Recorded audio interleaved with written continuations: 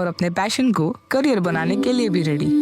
PNB MetLife retirement plans के साथ lock करें 10.2% guaranteed annuity rate for life, ताकि आप रहे always ready. PNB MetLife, always ready for life.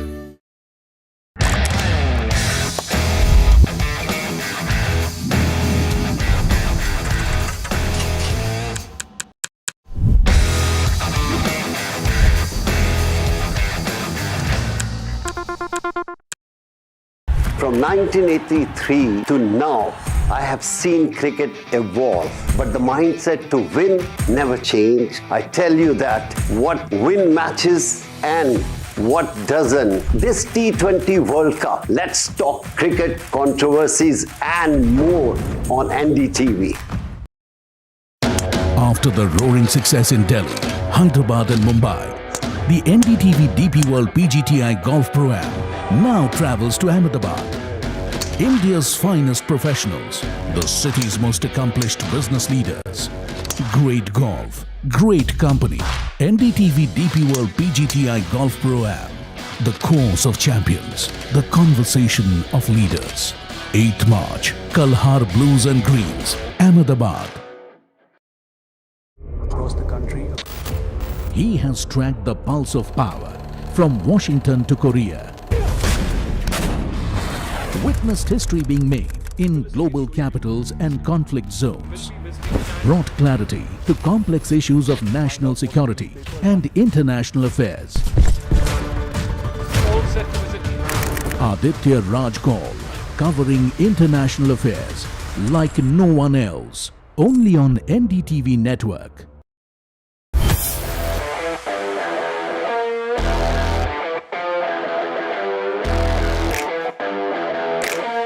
First India tour in your city. Rag on with Shankar Ehsan Loy and Siddharth Mahadevan and Shivam Mahadevan. 5 times melody, 5 times masti with NDTV Good Time.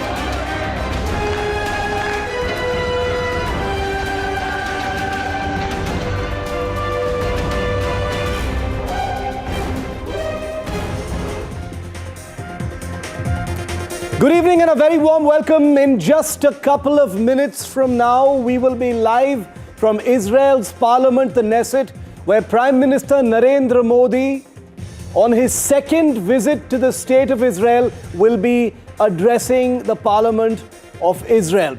All eyes are on this visit. Remember, there are war clouds over Iran. India and Israel are deep strategic partners. Prime Minister Narendra Modi and his friend Bibi Netanyahu have embraced and smiled and already set the mood for what is going to be an incredibly successful visit by the Indian Prime Minister. I want to start you off, before we cut live to the Knesset, to the defining images of today. All of these have gone super viral across the world. Prime Minister Modi in Israel. This is big image number 1, the hug and the handshake.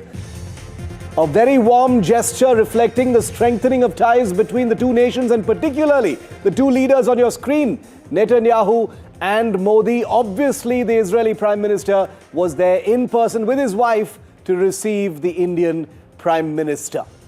The personal rapport between these two leaders writ large in these pictures. You see what you want? You see, look at the color.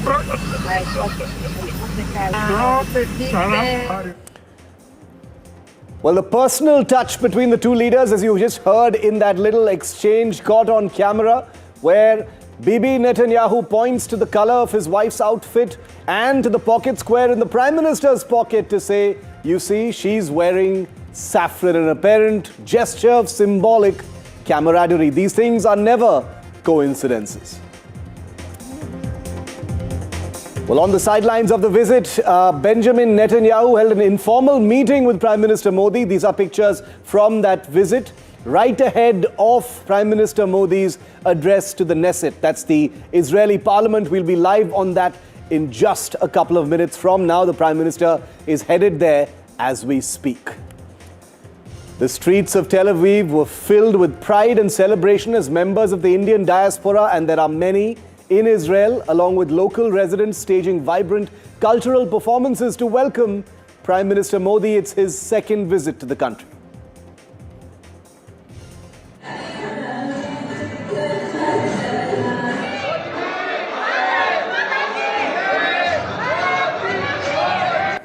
And obviously, Prime Minister Modi made time to meet with members of the Indian diaspora. It was a small event that he was there personally for, meeting with people who have traveled between both countries as well. This is right before his speech in Parliament.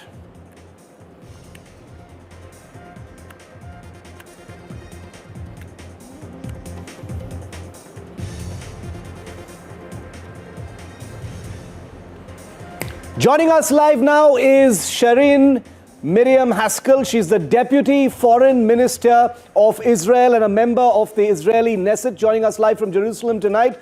Ms. Haskell, thank you very much for speaking to NDTV. We're all waiting very closely for the Indian Prime Minister's address in the Knesset that's set to begin very, very shortly. What's the mood on the ground? You're a member of the Knesset. You're a part of the government in Israel. What's the mood? How are you seeing this visit by the Indian Prime Minister? Modi to come here to the Knesset to have a historic speech. This is the first prime minister from India that is given the opportunity to address our parliament, our Knesset, here at the General Assembly. This is very symbolic, hugely. And here in Israel, we are extremely excited. We love the Indian people. We have strengthened our relationship throughout the last 2 years with mutual challenges that we've shared. The strategic alliance, partnership have grown dramatically. And this visit is not just a symbol of solidarity, but it is also a key point in how to expand the bridges and the relationship between both of our countries. And Ms. Haskell, it's always very nice to see the personal bond, between Prime Minister Netanyahu and Prime Minister Modi. They hugged when he came down from that aircraft. This is something that the media on both sides in both countries have written a lot about.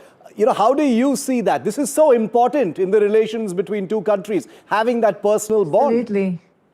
Absolutely. And I really think it reflects also the people-to-people relationship that have strengthened.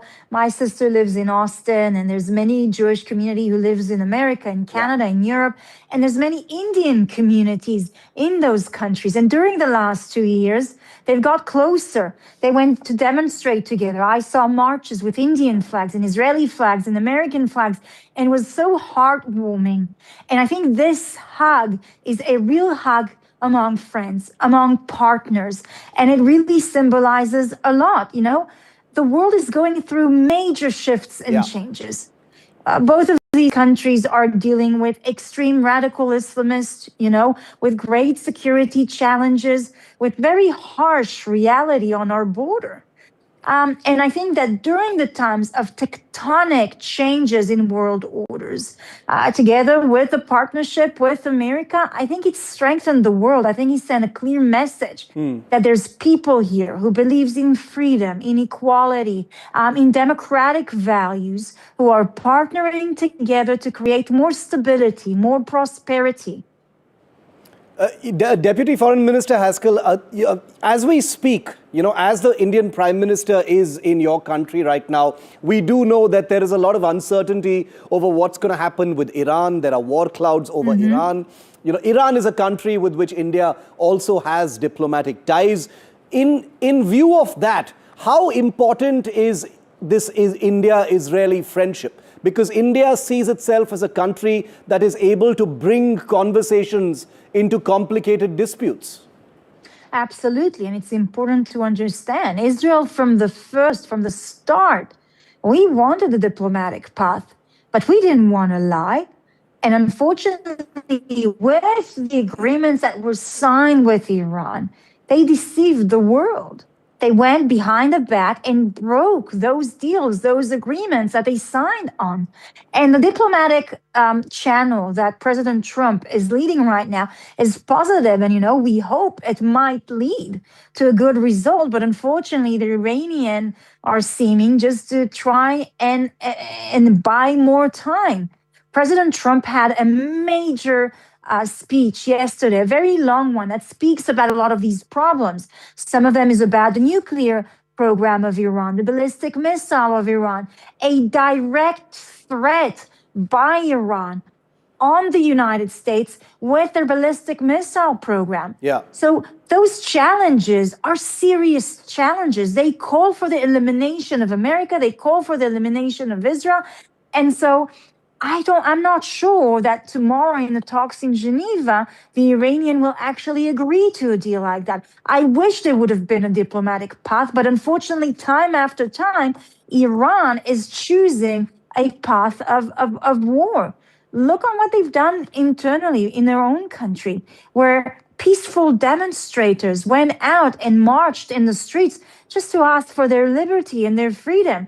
Little children who were shot dead by the IRGC forces, teenagers, those young people, 35,000 people that were butchered on the streets. If they can do that to their own people, try and think what they're capable to do to their enemies.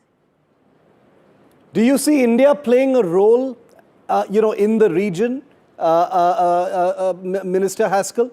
This is a complicated issue. Absolutely. which has only intensified over the decades. But as you said, this is a world that is in churn. There's a huge amount of uncertainty right now. Do you see a specific role that India can play? Absolutely. I think India is part of the good guys. I think India is part of the forces that can stabilize. India is a major component in their military effort. India is a massive economy. This is an economical power. And I think it has a major role to play in stability, in pushing prosperity and peace in the region. But we also need to understand who we're facing and how vicious and violent our enemies are. And we need to be able to deter them. And that's why I think that a partnership, a strategic partnership with Israel and with India and with the United States is critical for that deterrence, to be a power of stability and peace. Minister Haskell, one final question. What would Israel be looking for from the Prime Minister of India's speech in the Knesset? This is a friendship that has been tested over the years. The strategic relationship, the defense relationship, have had a trial by fire. India went to combat against Pakistan just a few months ago as well, in which Israel has proven to be a very reliable friend. What would the state of Israel be looking for from Prime Minister Modi's message today? Wow. Well, first, a message of friends, of friendship, of family, of, a very warm welcome. I think that what we would expect is, yes, to talk about an economical partnership. I mean, India is a leading force in the technological industry, in the startups, innovation. Israel's also. Think what we can achieve together in collaboration, whether it's through the technological field and maybe some research joint ventures and centers. And I hope, and what we expect is mainly to talk about that, about how we strengthen the partnership and how we create a more stable region and a more stable world. It's very important and very valuable to us to hear from the Deputy Foreign Minister of Israel at this point of time. Minister Haskell, great speaking to you. Thank you very much. Enjoy the speech that's expected to begin very shortly. In fact, we've got live pictures coming in from Israel at this point of time. There's the Prime Minister arriving at the Knesset, received by Prime Minister Netanyahu and Sarah Netanyahu, the wife of the Israeli Prime Minister, as they arrive amidst high security. All VIP protocol being accorded to the Prime Minister as he arrives at the Knesset. There will be, of course, ceremonials, the wreath laying before he enters.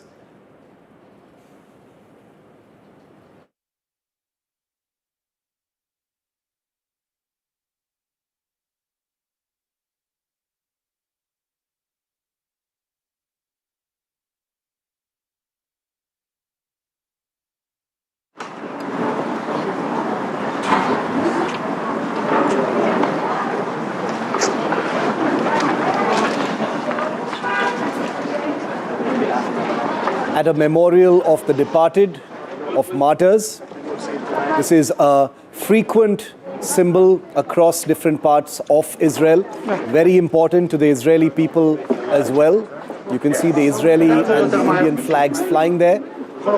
Prime Minister and the Israeli Prime Minister now making their way into the Knesset, where he will be giving his speech. Very, very crucial speech by the Prime Minister, where not just the people of Israel, but all of West Asia will be listening very carefully to what the Indian Prime Minister has to say. You've just heard from the Deputy Foreign Minister of Israel saying that a message of friendship is a given.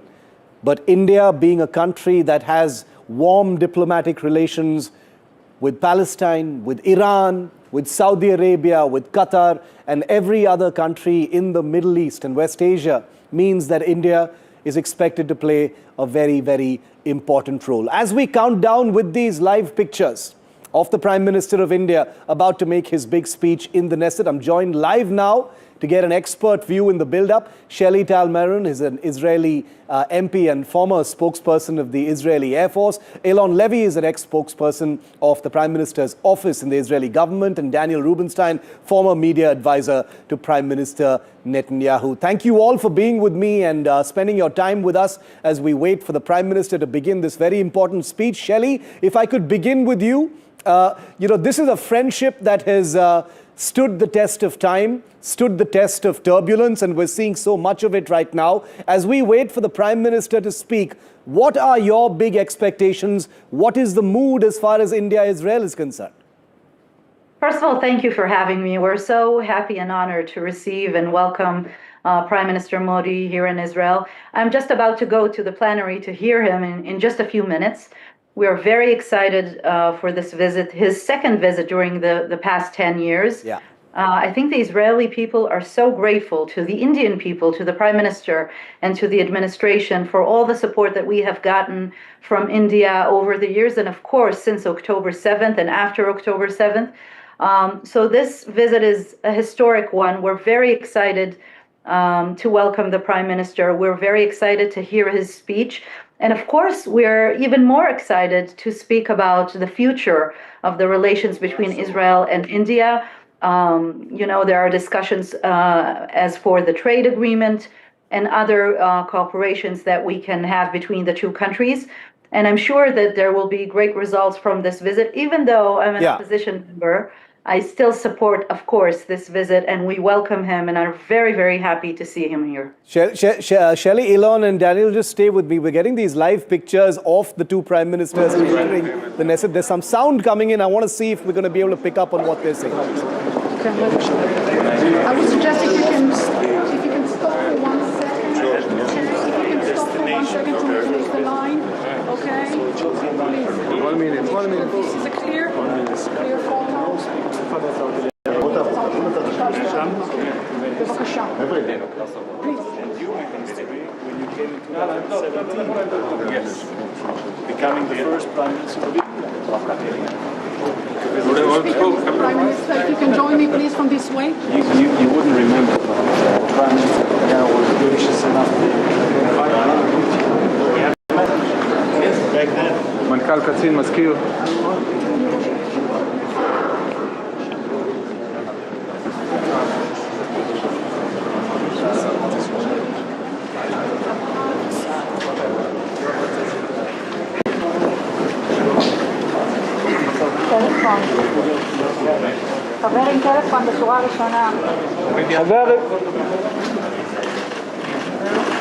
Signing presumably the visitors' book at the Knesset. Very important. Each word that the Prime Minister writes, will be important, and we'll share that with our viewers very, very shortly. Another important moment inside the Knesset. That is the Speaker of the Israeli Parliament to Indian Prime Minister Narendra Modi's left. He shakes hands with the leaders as he now will be escorted to where he will make his speech from. Of course, he will be introduced to all of the senior members of the Israeli Parliament. Introductions will be made. Remember that the Prime Minister of India will have already been given a briefing on many of the senior members of Parliament inside.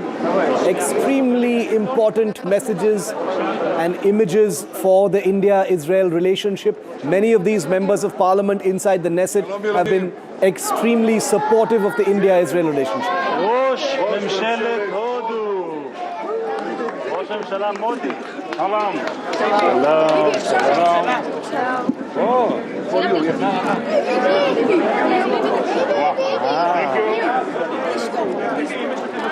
Thank you. We're having a selfie.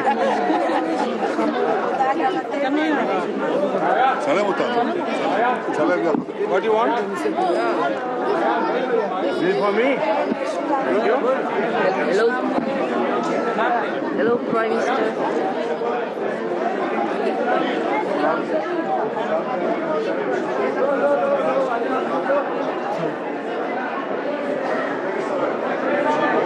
Well, in these pictures, interestingly, you can see Reuven Azar, the man closest to the camera on the left, is Reuven Azar, the Israeli ambassador to India. Obviously, he's there for this extremely important visit. Lovely, heartwarming pictures of the Indian Prime Minister being greeted by a group of Indian students waving the Indian and Israeli flags, school students who've been brought into the Knesset as part of that welcome. Shelley, if you can still hear me, lovely images as the Prime Minister is welcomed into the Knesset. It's very heartwarming, and we're very, very happy. I'm looking forward to going there. I'm just about to walk there. I don't want to be late to his speech, of course, and we're very, very excited and honored that he is here with us, speaking to the Israeli people, speaking to the Israeli Knesset. It's truly a historic day, and I'm hoping we will have wonderful news from this visit. Okay, Shelley, I'm going to let you go because I know you need to make your way in there to actually listen to that speech and get a good seat right in the front, perhaps. So we'll connect with you right after this. But these are live pictures. I want to remind our viewers. NDTV is broadcasting from inside the Knesset as we show you these pictures of the Prime Minister.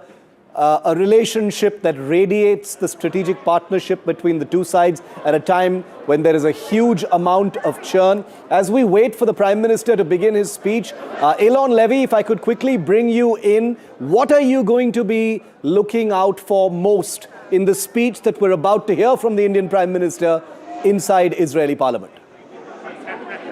Thank you. You referred now to the Indian-Israel relationship, but I think this historic visit is important because it marks the upgrading of that friendship into a fully fledged alliance. Yeah. We're talking about a series of deals that are going to see not just trade between Israel and India, but joint manufacturing, making things together, the delivery of strategic assets that are going to be keeping Indian cities safe.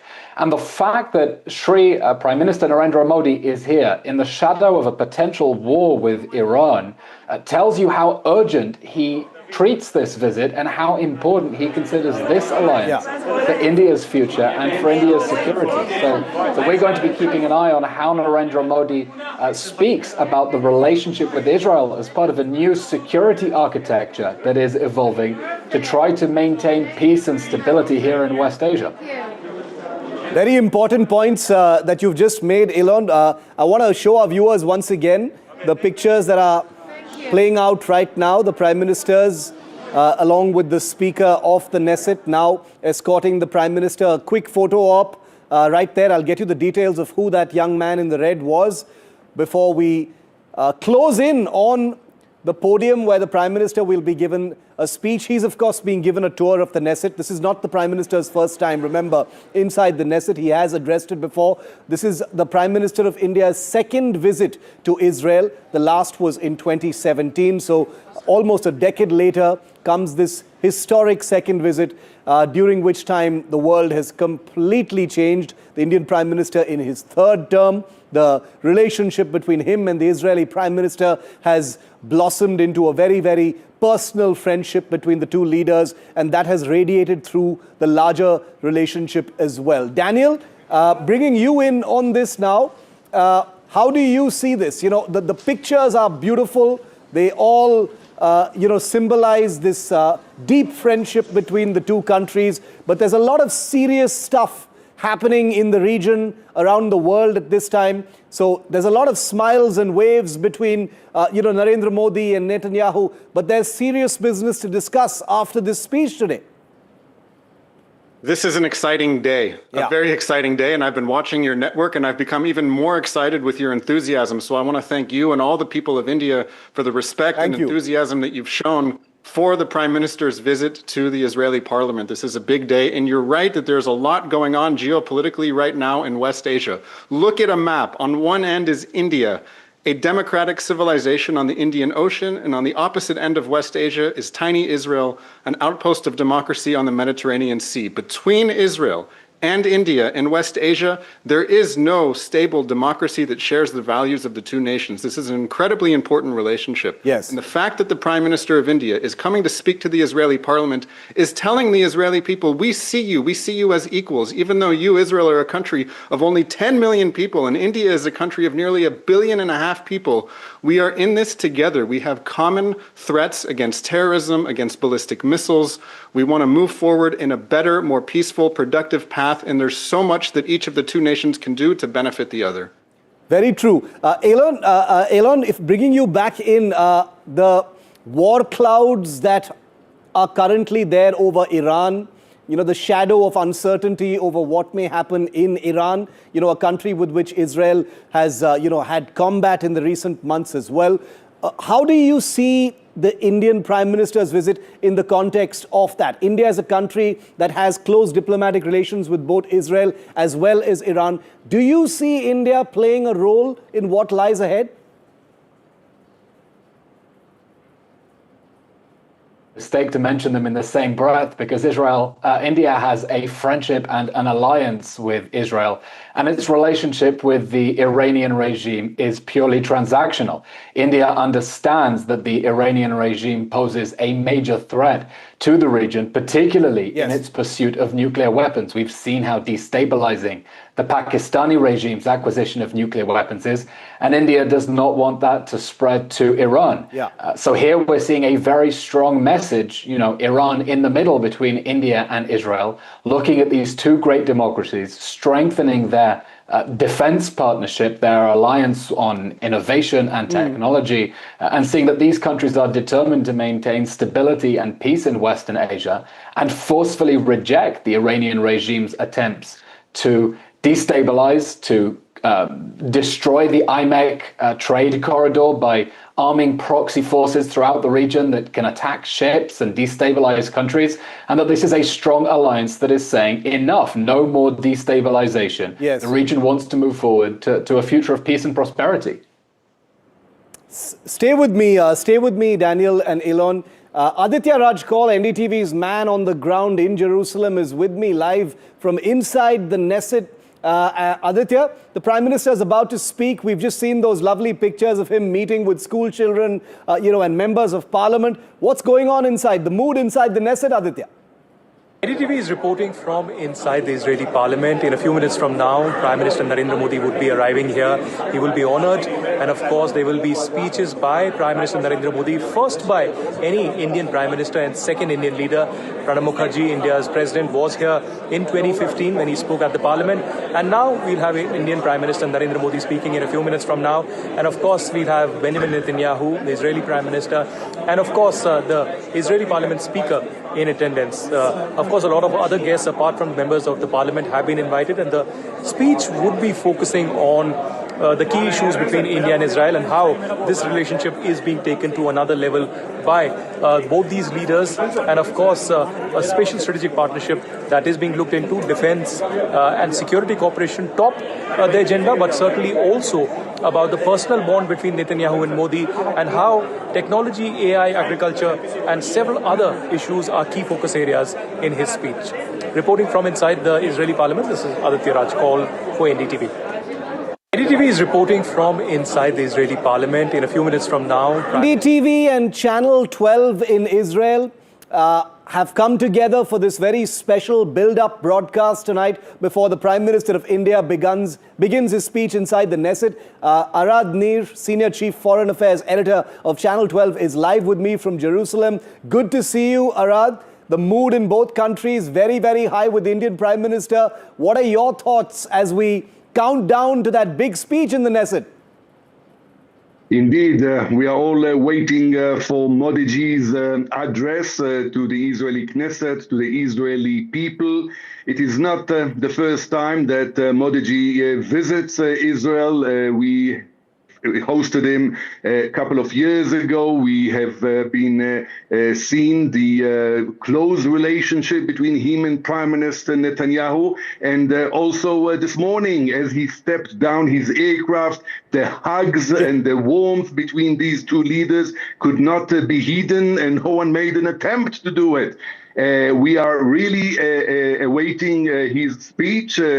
Not many world leaders have been here recently, so this is why this is extremely appreciated and much anticipated. As you discussed earlier, there's so much on the agenda, there's so much on the table between the two leaders and the two nations. You know, Arad, it's a difficult time in the world. It's a difficult time in the region. There's a lot of uncertainty. You know, there are war clouds over Iran. You know, as a journalist, as a TV news editor in Israel, how are you seeing India's role in the, you know, in whatever is going to happen next? Because right now, you know, you and I are both journalists in two different countries, and we don't really know what's going to happen next. There's a sense of uncertainty. How do you see India's role? Well, we are a country of 10 million people. You are a country of nearly 1.5 billion people. We are so little and you are so big, but we need you in order to survive in this world, in this changing world, as you said, because there's so much we can do together. And it has been proven before also in our geopolitics aspects. The Indian government led by Prime Minister Modi have changed so much in recent years in Israel's stance in the region and in the world, saying that things that can be done in the future, we can only imagine about it. On the table, as far as we know, there are $9 billion deals that are going to be signed between India and Israel on security, on various defense aspects. And this is only the beginning. You know, there's so much more that can be done. You know, there is so much. You're absolutely right, Arad. There is, of course, the strategic cooperation. And as you rightly said, tomorrow, the two sides are going to be signing a defense cooperation memorandum of understanding, which takes forward in the India-Israel defense relationship. There are no defense deals being signed, but this visit will, of course, provide some momentum towards them. There's a lot of stuff being discussed on counter-terrorism cooperation. There's a lot of stuff being shared on intelligence sharing. There's a lot of stuff being shared on AI, on, on cutting-edge technology, on agriculture, on startups, on business. This is a full relationship. I'm glad you mentioned that we are 1.5 billion people to your 10 million. But the incredible number of commonalities, Arad, between the two countries is quite incredible. I traveled to Israel to cover the aftermath of the Hamas attack in October 2023. It was my first visit to Israel. It is incredible to see how similar we are, despite our very different sizes and populations. Yes, indeed. There's so much in common. You traveled here in our bad times. I traveled to India in better times. I interviewed Modi-Ji 2 times, once in Delhi, once in Varanasi, and I came to know this wonderful leader. And still, I'm anticipating another interview, hopefully in the very near future. I'm sure that the people, the right people in Delhi are hearing it now. So here's the proposal again on the table. We can really lead the world to better times. As you mentioned earlier, these are very special times. But once the clouds of war will disperse, there's so much that can be done, not only in security and defense, also in the various other fields and aspects that you mentioned so rightly and so professionally, be it AI, be it various computerized and even industry. You know, I ride motorcycle. There are so many Indian motorcycles here. Royal Enfields are abundant on our roads. Yes, and it's very nice to see, you know, this jewel of Indian industry here in Little Israel, doing all this availability for transportation. And I'm sure that many industries in Israel can find a vast market in India, and vice versa. As I mentioned, the market here is much smaller, but it's unique. You know, Arad, a couple of final questions, because the Prime Minister of India is about to begin speaking inside the Knesset. But, you know, I want to ask you, both as a journalist as well as a citizen of Israel, what do the people of Israel expect from the Indian Prime Minister and from India as far as the current conflict is concerned? Because India has a unique position. You know, it has good diplomatic relations with Israel, very good diplomatic relations with Iran as well, with Saudi Arabia, all of the countries in West Asia. How do the people of Israel view India's role? Do they expect India to do more or to do something differently? Well, I think that there's much of appreciation here in Israel for what India have done so far. Prime Minister Modi was with us from the very first day of the atrocities of October 7th. You know, he keeps on tweeting. He's very good on Twitter, as you all know. And he was with us from this very same day. Before his previous visit here, he did help Israel to integrate into the Middle East. Can you imagine that? Before this visit, we had to fly all around the Arab Peninsula in order to get from Israel to the east. Now, well, we have some problems since October 7th, but thanks to the Indian diplomatic effort, El Al and other airlines could fly over Saudi Arabia. This is unprecedented. And as I said earlier, I think that once the cloud of wars will disperse, then there's so much that India can help Israel to integrate, not only so far as to where you are in the East, but here in the Middle East, much westerly to India itself. And also, we all hope that the good will that comes from India will help, hopefully, please God, one day Iran and Israel integrate in positive manner. I hope so. Have been in the very far. That is a beautiful thing to hope for. Obviously, right now it doesn't seem possible or even near at all, but hopefully at some point, you know, this may be something that's conceivable. Arad, stay with me, because I want to take our viewers into the Knesset.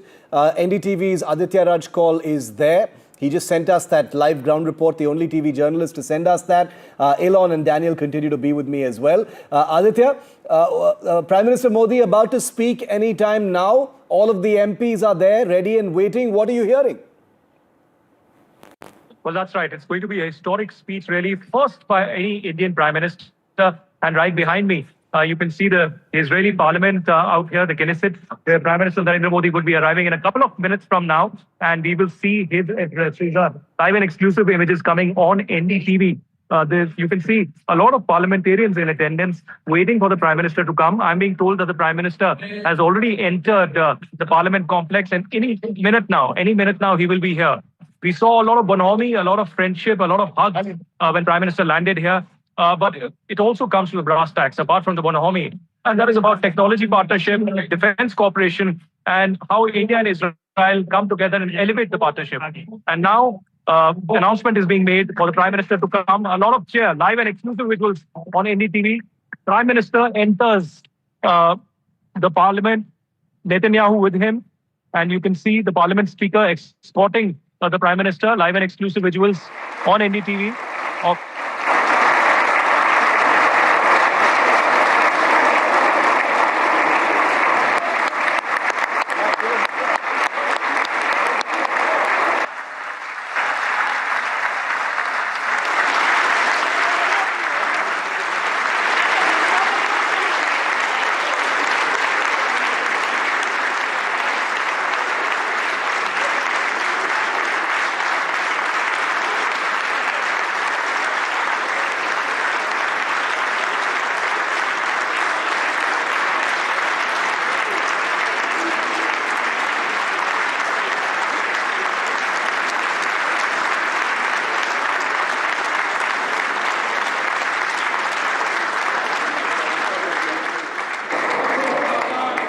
נא לשבת.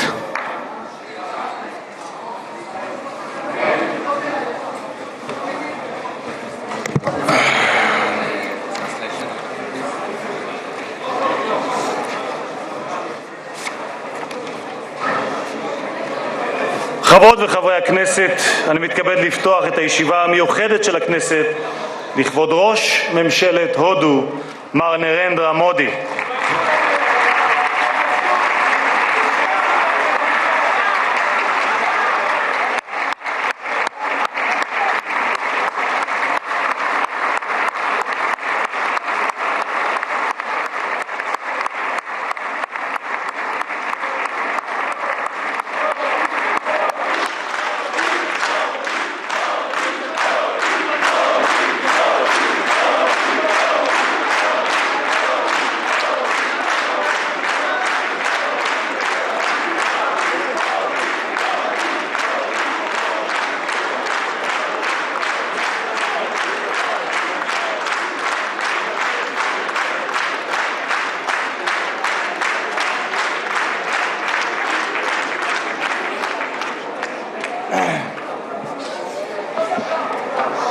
ראש הממשלה חבר הכנסת בנימין נתניהו ורעייתו שרה.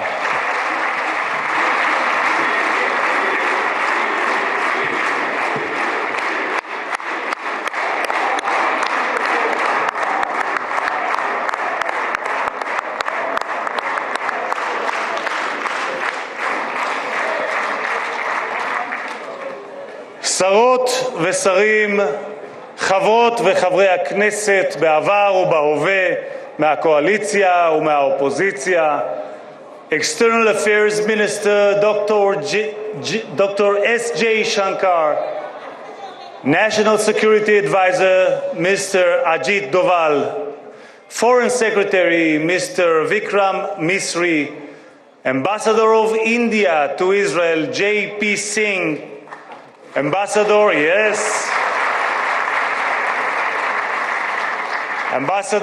of Israel to India, Reuven Azar. Members of the distinguished delegation, members of Israel's senior state leadership, heads of foreign missions to Israel, Mankal Knesset, Moshe Chiko Edri,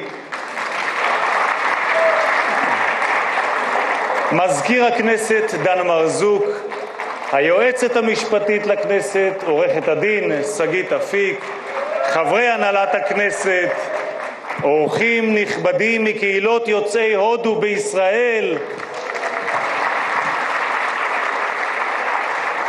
distinguished guests, it is our profound honor to welcome the leader of the world's largest democracy and a leader that defining statesman of our time, the Prime Minister of the Republic of India, His Excellency Narendra Modi. Namaste.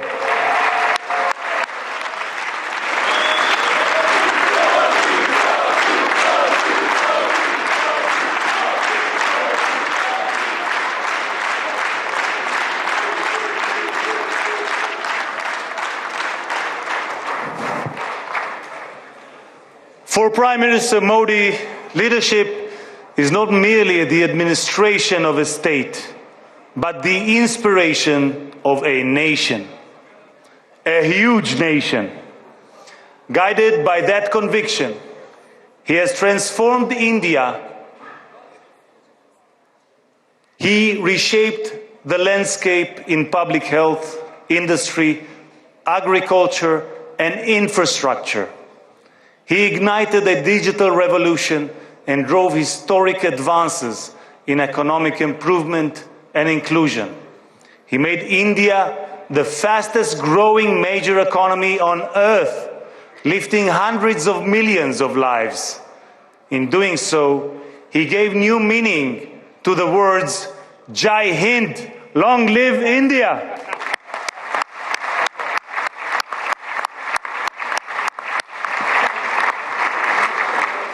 For over 2 millennia, India gave Jews a home and, in our darkest hours, a refuge. India's ancient Jewish communities helped build this land and this country and continue to enrich it with India's culture, cuisine, and warmth.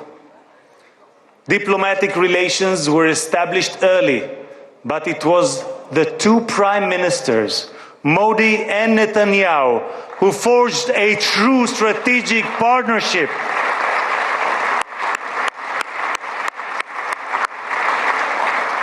In 2017, our guest made history as the first Prime Minister of India to visit Israel. I was honored at Prime Minister Netanyahu's invitation to meet him as a Knesset freshman. Today, it is my great privilege as Speaker of the Knesset to welcome him as the first Prime Minister of India to address the Knesset and to make history once again. Thank you, Prime Minister Modi.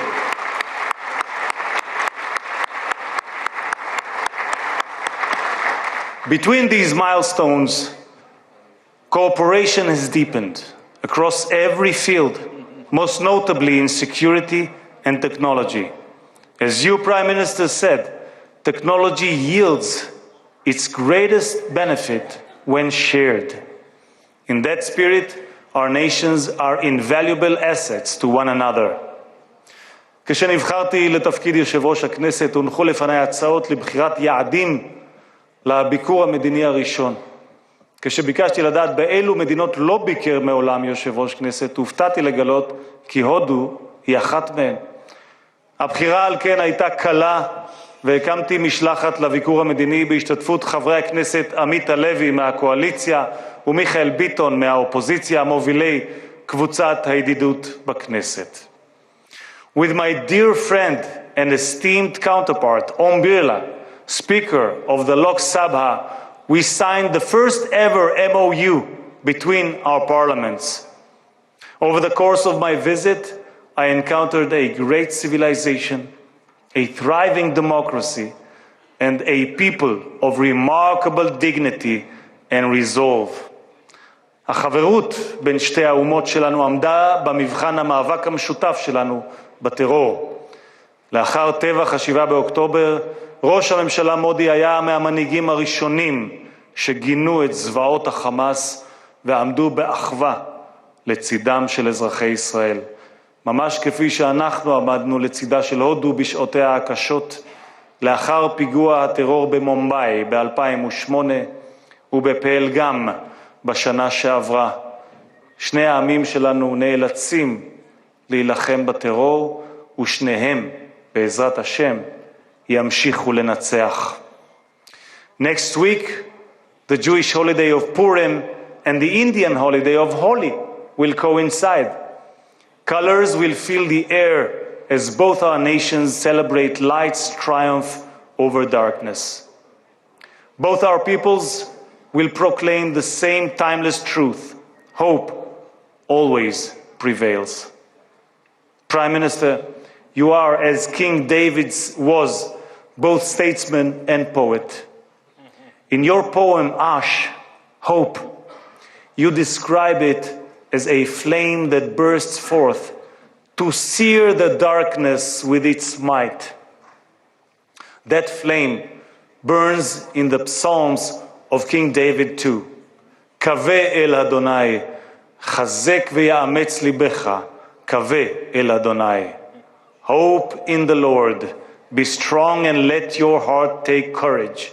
Hope in the Lord. Our national anthem is called Hatikva, the hope. Mr. Prime Minister, you have called the India-Israel relationship a partnership of hope.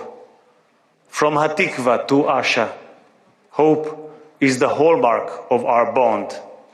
Since last night, Prime Minister, the Knesset building has been illuminated in the colors of India. May the light that unites Jerusalem and New Delhi illuminate our nation's future. Mr. Prime Minister, a Jerusalem main apka swagate, Knesset main apka swagate. Welcome to Jerusalem. Welcome to the Knesset.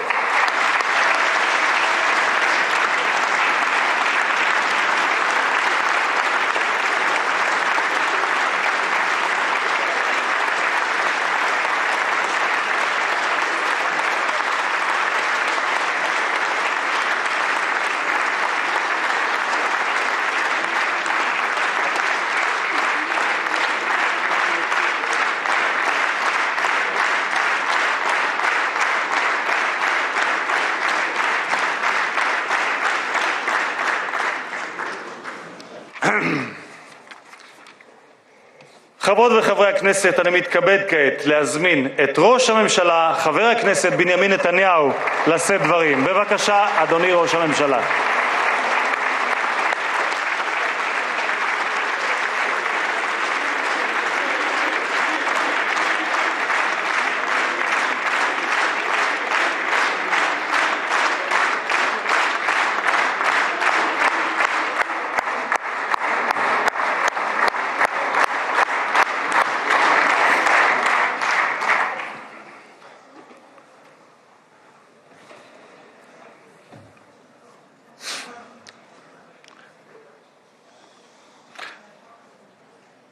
אדוני היושב-ראש,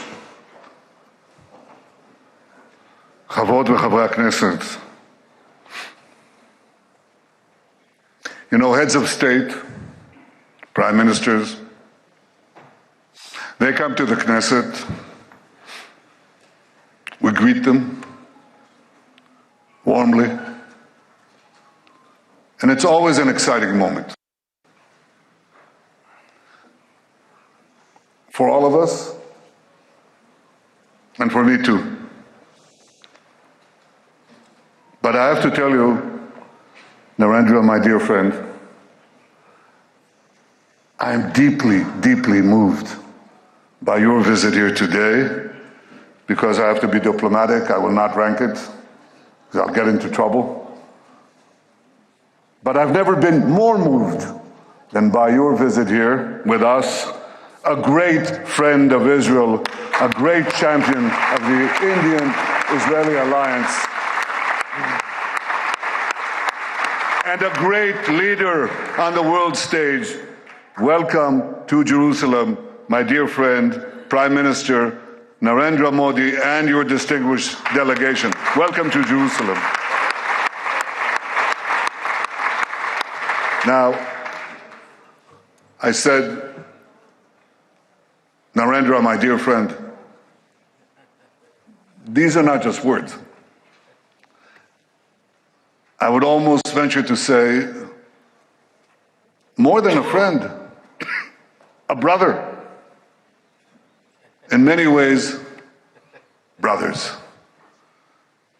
Now, when you were last here, The two of us, were in the Mediterranean coast, and I said, why don't we take off our shoes and go into the water, which we wanted to purify, and we did, with Israeli technology.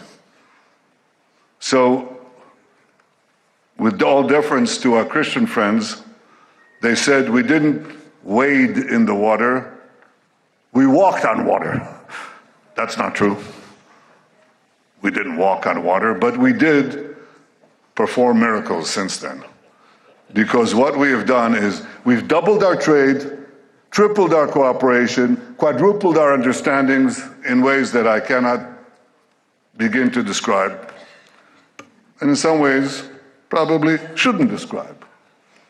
But it's been a wondrous friendship, both personally, between the two of us, and between our two countries and our two peoples.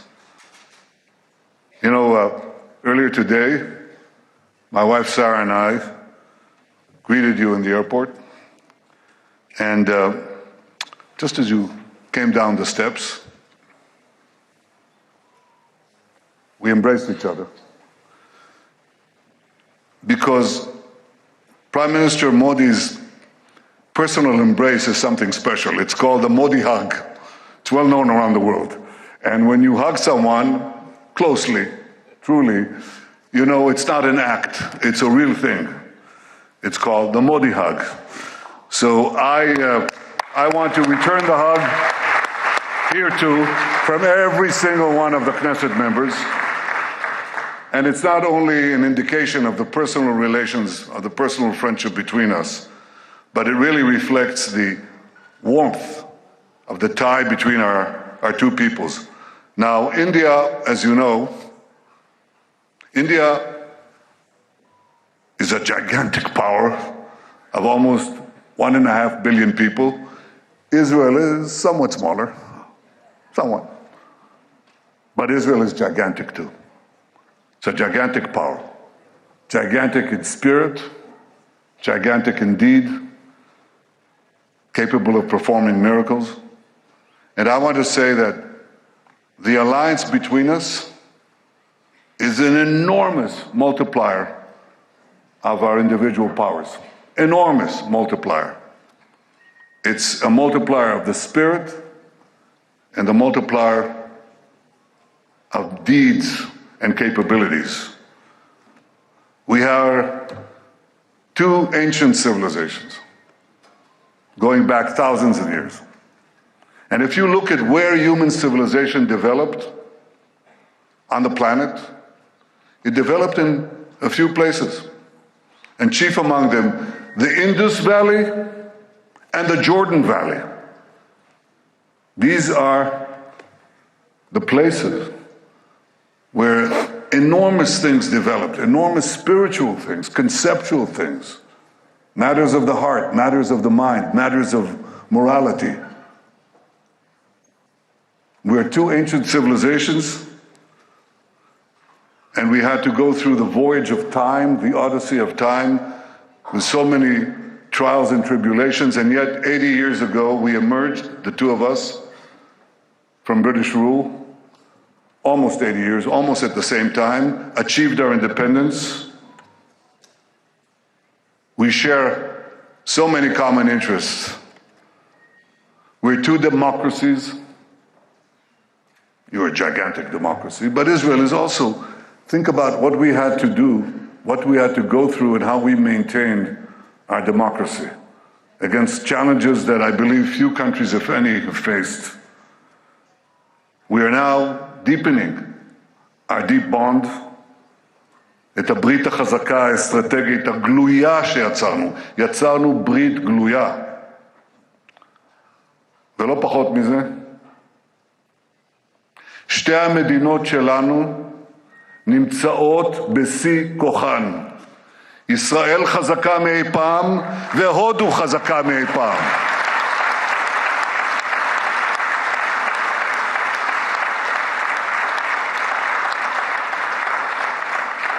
אמרתי עכשיו לראש ממשלת הודו, כשישבנו אצלך במשרד, אדוני יושב ראש, אמרתי, אני עוקב, באופן אישי, אני עוקב אחרי כל הידיעות שמגיעות מהודו. הודו עכשיו מדורגת ממספר כזה וכזה בעולם, גבוה גבוה. הודו עכשיו השיגה יעד נוסף, גבוה גבוה. הודו עשתה כך והודו עשתה כך. אני אומר, קודם כל, נרנדרה עשה, ויחד איתו העם ההודי, ואני כל כך מרוצה, אני רק אומר, עוד ועוד ועוד. כי ב-12 השנים תחת מנהיגותך אתה יזמת רפורמות, אתה השקעת בתשתיות, אתה עשית בתעסוקה, בבריאות, בחקלאות, ברווחה, באיכות החיים, באנרגיה, בטכנולוגיה, בחדשנות. רציתי להגיד לכם, השמיים הם הגבול, מה פתאום? הודו היא מעצמת חלל, אחת הגדולות בעולם, שמיים לא הגבול. כלומר, האתגרים אף פעם לא נגמרים, אבל הודו, בהנהגתך, ידידי, ביססה את מעמדה כאריה אסייתי שמסתער על היעד. עוד צמיחה, עוד קדמה, עוד שגשוג, עוד שגשוג. ואני רוצה לומר לך, חברי נרנדרה, יש עוד סיבה להערכה עמוקה שאתה זוכה לה פה בבית הזה ומהציבור בישראל. כי מיד לאחרי הטבח הנורא ב7 באוקטובר, מיד אחרי ההתקפה הרצחנית הזאת, אתה התייצבת בצורה כל כך ברורה, כל כך מוסרית, כל כך חדה, התייצבת לצד ישראל. You didn't flinch, you didn't waver, you didn't give excuses.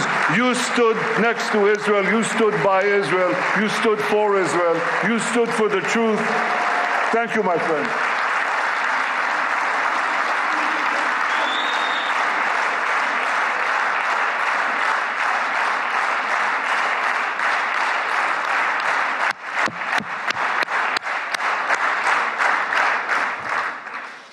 אנחנו אף פעם לא נשכח זאת. אנחנו יודעים מול מה אנחנו התייצבנו. אבל רבים בעולם, אולי בסימפתיה רגעית, ראשונית, שכחו מהר מאוד. ישראל מתייצבת, ניצבה ומתייצבת, בחזית של הציוויליזציה מול האסלאם הקיצוני. ובסיס האם של האסלאם הקיצוני הוא המזרח התיכון. אבל הלבה שפולט הר הגעש של הקנאות הזאת, הלבה הזאת מתפשטת במהירות לכל יבשת, לכל מדינה. הודו כמו ישראל ידע פיגועי טרור קשים שגבו את חייהם של חפים מפשע. כשרעייתי שרה ואני ביקרנו במומבאי, היינו באותו מלון מפורסם שבו הייתה התקפה הרצחנית הזאת, ומשם הלכנו כמה מטרים למרכז חב"ד, ששם טרוריסטים מתועבים רצחו את הזוג, שני הורים צעירים של הילד מוישי. ומי הציל את מוישי?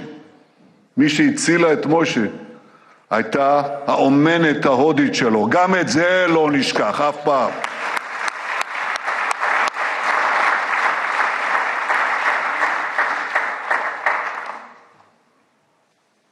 הודו תומכת בישראל, וישראל תומכת בהודו, גם במקרים שהם ידועים, וגם במקרים שהם פחות ידועים. הודו תומכת בישראל, כי היא מבינה שישראל משמשת קיר מגן מפני הברבריות, ואנחנו עושים זאת קודם כל להגן על עצמנו, אבל גם בשירות העולם התרבותי. ישראל, כמו הודו, היא מבצר של דמוקרטיה, של חופש, של זכויות אדם, במרחב פראי רוכש סכנות. הטבח של 7 באוקטובר הבהיר חד משמעית, או שציר הרשע הג'יהאדיסטי ישבור אותנו, או שאנחנו נשבור אותו, ואנחנו שוברים ונשבור אותו. ועשינו זאת ואנחנו עושים זאת בזכות הגבורה של לוחמינו, הלוחמים והלוחמות, המפקדים והמפקדות שלנו, איזה גבורה, איזה גבורה. ידידי נרנדרה, הייתי רוצה להפגיש אותך, אם יהיה זמן, עם כמה מהם. צריך לראות אותם. הייתי רוצה להפגיש אותך עם הפצועים שלנו. חלקם קטועי גפיים. יש אחד מהם, אני אביא את התמונה שלו הערב, אני רוצה להראות לך. קוראים לו ארי, which means lion, ארי שפיץ. And Ari lost his 2 legs and his arms, one of his arms. And he has prosthetics. He's sitting there smiling, cheering with his one healthy arm. And he says, Israel lives, Am Yisrael Chai.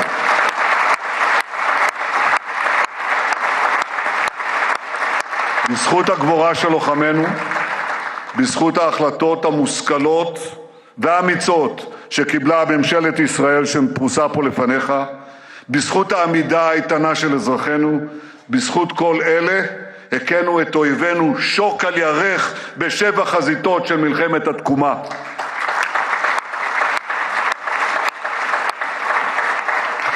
אבל ידידי היקר, אנחנו שילמנו מחירים יקרים. ואני רוצה לספר לך שגם לוחמים ולוחמות ממשפחות יוצאות הודו נפלו בקרבות. אנחנו מרכינים ראש לזכרם יחד עם כל גיבורינו שנפלו. מלחמת המגן שלנו היא מלחמה צודקת מאין כמוה, אבל זו לא רק מלחמה בשדה הקרב. זו מלחמה על האמת, זו מלחמה על עתיד האנושות. ואני חייב להגיד שאנחנו רואים שבקרב על עתיד האנושות, גם הפעם האנטישמיות מרימה ראש. היינו שם רק לפני 80 שנה וראינו את זה. אנטישמיות שמתחילה עם היהודים ואחר כך מסכנת את האנושות כולה. אל מול גלי האנטישמיות והשקרים שמותחים בינינו, לא הרכנו ראש. אבל גם במאבק הזה, נרנדרה, מצאנו בך ובהודו ידידי אמת. In a world where anti-Semitism is rising, India stands out. A civilization where Jews were never persecuted by the state, only welcomed. We don't forget that too. Thank you, India.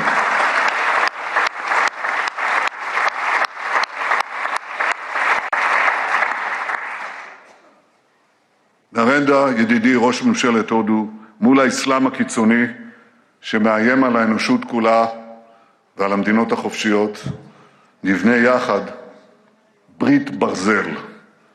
ברית של מדינות שדוגלות במתינות, בקדמה, בכבוד האדם, בכבוד הדדי. ברית של מדינות שמקדשות את החיים ושמוכנות להילחם נגד אלה שסוגדות למוות ורוצות להחזיר אותנו אל הברבריות האפלה של ימי הביניים. בשבוע הבא אנחנו נחגוג את חג הפורים, והעם היהודי יקרא את מגילת אסתר מתוך התנ"ך. הודו מוזכרת שם, כפי שאמרת יושב ראש, בתיאור ממלכת פרס ומדי הקדומה, שכדברי המגילה הסתרה מהודו עד כוש. קהילות יהודיות התקיימו במשך הדורות בהודו. מאז שזכינו בעצמאותנו, רבבות יהודים ילידי הודו באו לישראל, ולאחרונה החלטנו בממשלה לעלות לארץ חלק מקהילת בני המנשה בהודו. פגשנו את הנציגים שלהם, ילדים חמודים, ואחד מההורים אמר לי, אנחנו לא בני מנשה, אנחנו בני ישראל, נכון מאוד. והם עולים ארצה, מתוך רצונם להיקלט במדינתנו. כי הכמיהה לציון, הכמיהה לארץ ישראל, עומדת בלב החזון הציוני.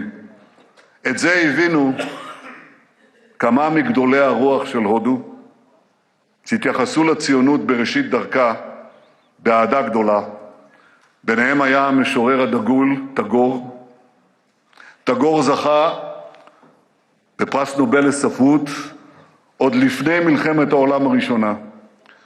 במהלכו, מלחמת העולם הראשונה, I know you know this, but I want to make sure that everyone knows this. In the First World War, when we were still under Ottoman occupation, those who helped us liberate this country, the British Army, in which there were Jewish fighters, including Jabotinsky, with the 1st Jewish Battalion, but also brave Iranian soldiers and commanders who fought like lions in the battle against Haifa for the liberation of Haifa. The forces were pushed back, and who stormed forward, gave their lives? Indian commanders. We never forget that too. They gave their lives for us.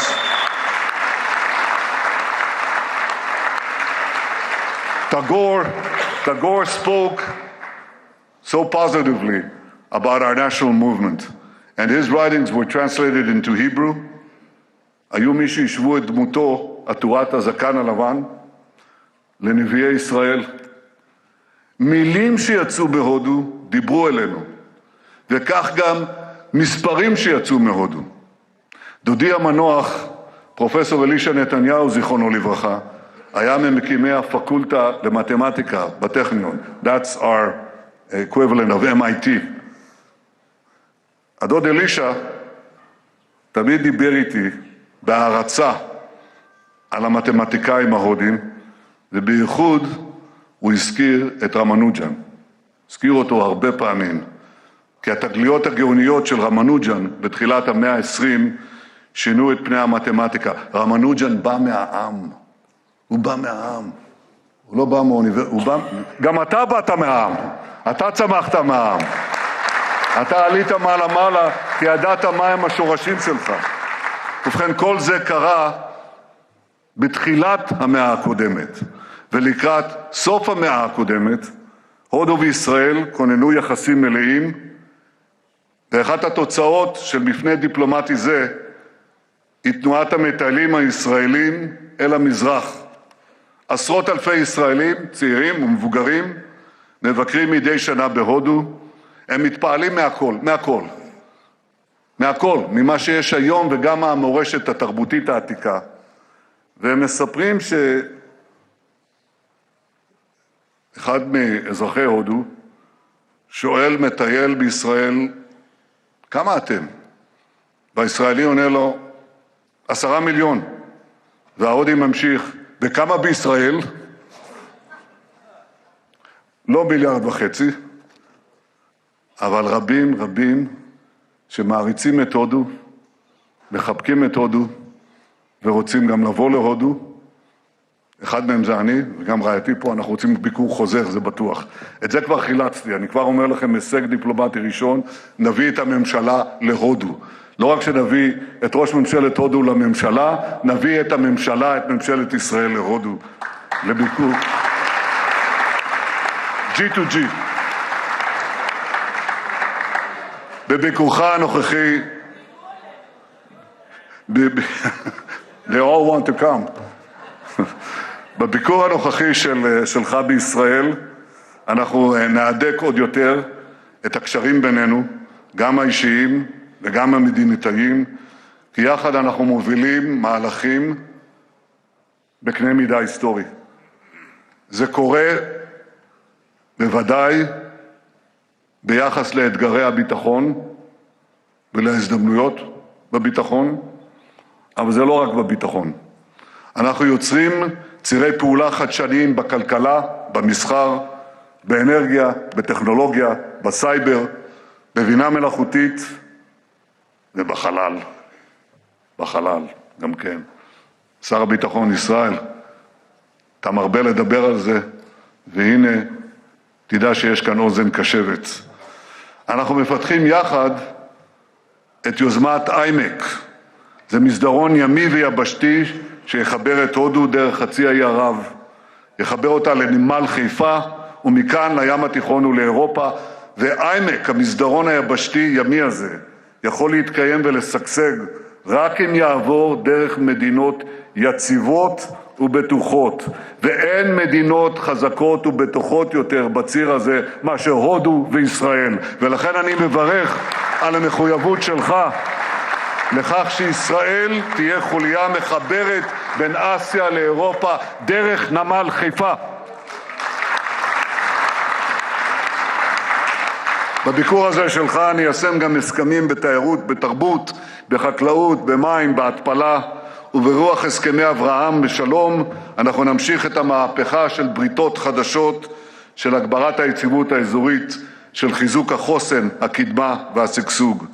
אני רוצה שתשימו לב, אנחנו לא רק מגיבים למציאות, אנחנו מעצבים את המציאות, מתוך קרבה ואמון גדולים מאי פעם.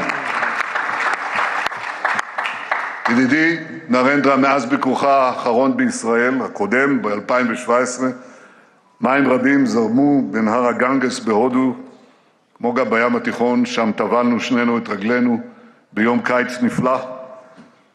אבל מאז אני מבקש לעדכן אתכם שאנחנו שומרים על קשר רצוף, אנחנו מדברים עשרות פעמים בטלפון, שיחות כל כך גלויות, כל כך חבריות, עם חום הלב, חום אמיתי ולא מעושה. אנחנו הוספנו מאז לקדם את היחסים בינינו, אנחנו טיפחנו את הקשר בין שני העמים, שבכל אחד מהם יש הרבה סקרנות והרבה כישרון. אני זוכר את החוויה מרטיטת הלב שביקרנו יחד איתך במחוז גוג'ראט, שם גדלת, שם היית למושל, ושם המושל מודי גילה את הגאוניות של החקלאות בישראל, הביא אותה להודו, ומשם זה התפשט לכל הודו. ובכן, ביקרנו שם, וכשביקרנו בגוג'ראט, מאות אלפים של התושבים עמדו ברחובות והריעו ונופפו בדגלי ישראל והודו, והיה שם גם שלט ענק בעברית, ענק, כמו כל הבניין הזה. ברוכים הבאים בעברית. אז היום, מכובדי, אתה שוב בישראל, אתה מתקבל כאן באותה קבלה חמה, באותה קרבת לבבות. במאה ה-21 אנחנו נביא את הברית בין ישראל להודו לגבהים חסרי תקדים, ואני בטוח שיום יבוא, אני בטוח, כי כשביקרנו בהודו אתה הבאת מופע של האומנים הפנטסטיים מבוליווד. אז אני אומר, יבוא יום ויעשו סרט בהוליווד על סיפור האחווה בין שתי המדינות, ואני מבטיח לכם, זה יהיה סרט שובר קופות. ראש הממשלה מודי, ידידי היקר נרנדרה, אני מברך אותך מעומק ליבי, אותך ואת פמלייתך. ברוכים הבאים תהיו כולכם בישראל, בירושלים, בחברות אמת ובהוקרת אמת. ברוכים הבאים.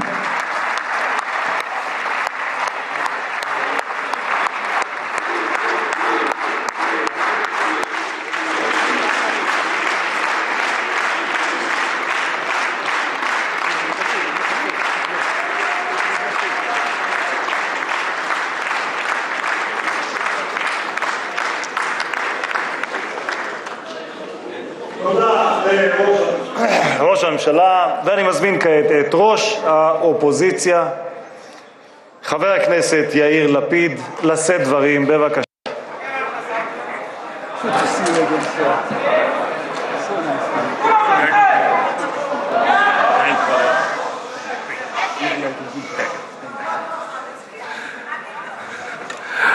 Mr. Prime Minister, I'm only going to take a minute of your time to make sure you know whatever happened here today has nothing to do with you. The entire state of Israel. Let's try and not make things worse. The entire state of Israel is filled with admiration to your leadership, to your friendship, to the fact that you were here for us in our time of trouble, and to the alliance, the eternal alliance between our two states. So thank you very much for being here, and we are all, both sides of the aisle, looking forward to hear your speech. Thank you so much, sir. Thank you.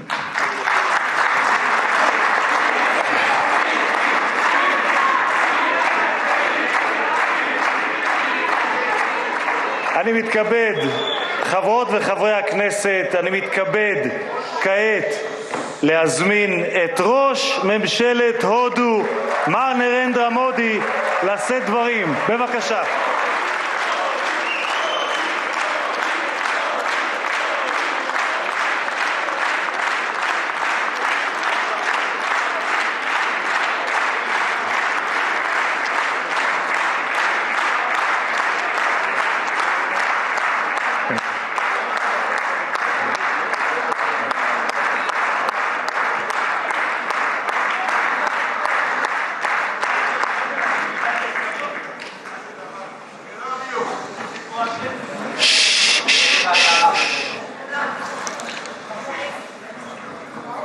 His Excellency, Prime Minister Benjamin Netanyahu,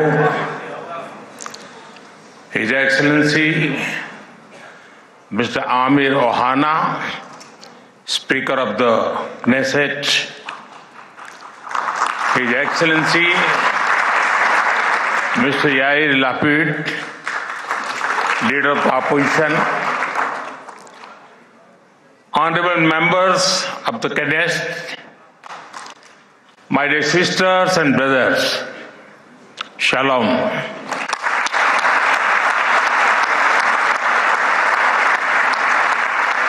Namaste.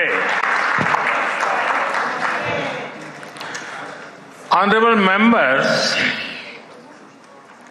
it is a privilege and an honor for me to stand before this distinguished house. I do so as the Prime Minister of India and also as a representative of one ancient civilization addressing another. I bring with me the greetings of 1.4 billion Indians and a message of friendship, respect, and partnership. I thank you, Mr. Speaker, for your kind invitation and for your wonderful gesture of lighting up the Knesset in Indian colors. Your visit to India 3 years ago was the first by a Speaker of the Knesset, and thanks to you, I am the first Prime Minister of India to address this august gathering.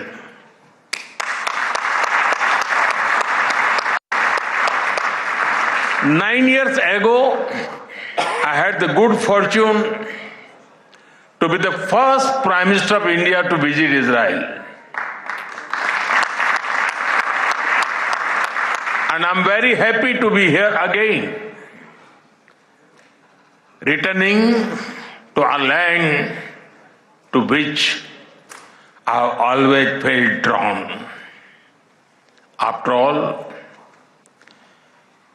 I was born on the same day that India formally recognized Israel, September 17, 1950.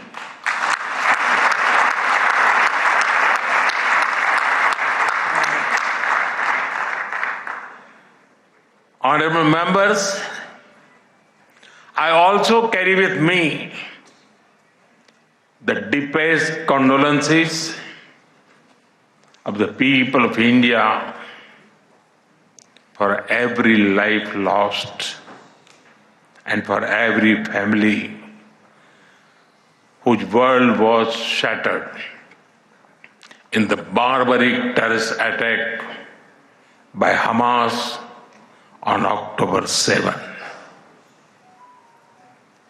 We feel your pain.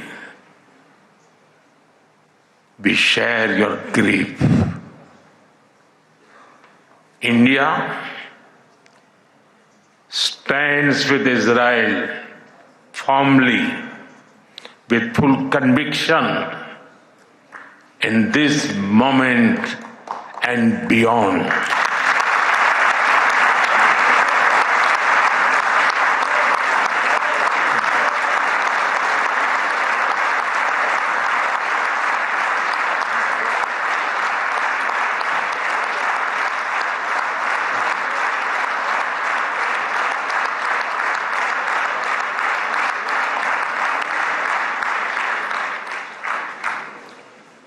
No cause can justify the murder of civilians.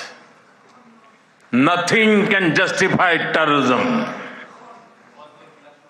India has also endured the pain of terrorism for a long time. We remember the 26/11 Mumbai attacks and the innocent lives lost, including Israeli citizens. Like you, we have consistent and uncompromising policy of zero tolerance for terrorism with no double standards. Terrorism aims to destabilize societies, to block development, and to erode trust. Countering terrorism requires sustained and coordinated global action because terror anywhere threatens peace everywhere. That is why India supports all efforts that contribute to durable peace and regional stability. Some years ago, when you concluded the Abraham Accords, we applauded your courage and vision. It was a moment of new hope for a long troubled region. Since then, the situation has changed significantly. The path is even more challenging. Yet, it is important to sustain that hope. The Gaza Peace Initiative that was endorsed by the UN Security Council offers a pathway. India has expressed its firm support for the initiative. We believe that it holds the promise of a just and durable peace for all the people of the region, including by addressing the Palestine issue. Let all our efforts be guided by wisdom, courage, and humanity. The road to peace is not always easy, but India joins you and the world for dialogue, peace, and stability in this region. Honorable members, in India, there is a great admiration for Israel's resolve, courage, and achievements. Long before we related to each other as modern states, we were linked by ties that go back more than 2,000 years. The book of Esther refers to India as Hodu. The Talmud records trade with India in ancient times. Jewish merchants traveled across sea routes that connected the Mediterranean with the Indian Ocean. They came seeking opportunity and dignity.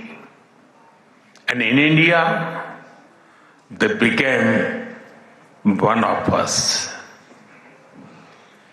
Jewish communities have lived in India without fear of persecution or discrimination. They have preserved their faith and participated fully in society. That record is a source of pride for us. Honorable members, the Bene Israel of Maharashtra, the Kochini Jews of Kerala, the Baghdadi Jews of Kolkata and Mumbai, and the Bene Menashe of the Northeast have enriched India. In my home state, Gujarat, there is a school set up by a Bene Israeli family, Mr. and Mrs. Best. It is an excellent school, and of course, it is called the Best School.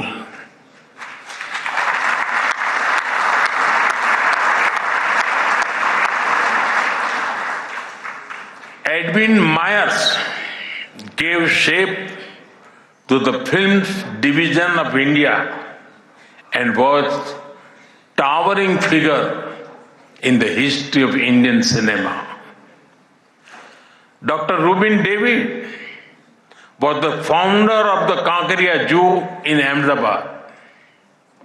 The actor David Abraham Cheulkar, or Uncle David, become a household name across the country. Walter Kaufman composed the signature tune for All India Radio.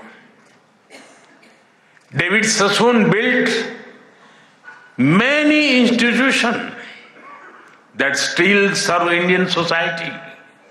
And of course, the heroic contribution of Lieutenant General J.F.R. Jacob during the 1970 war with Pakistan is widely known.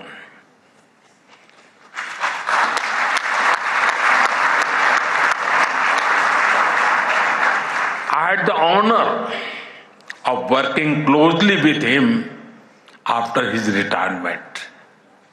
We discussed India-Israel relations, among many other things, over many cups of tea.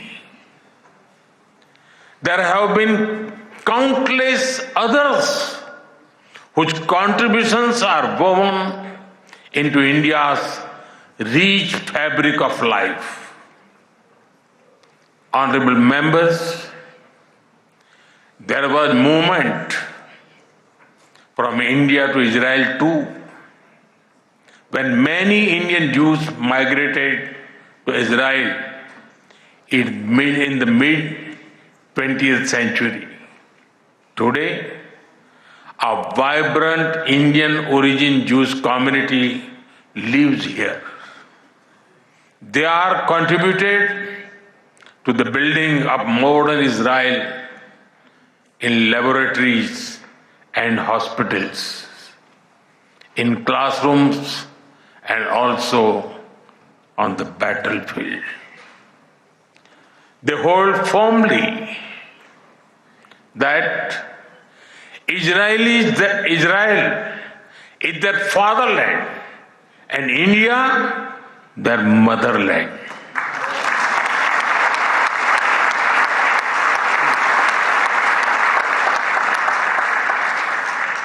We are proud of them.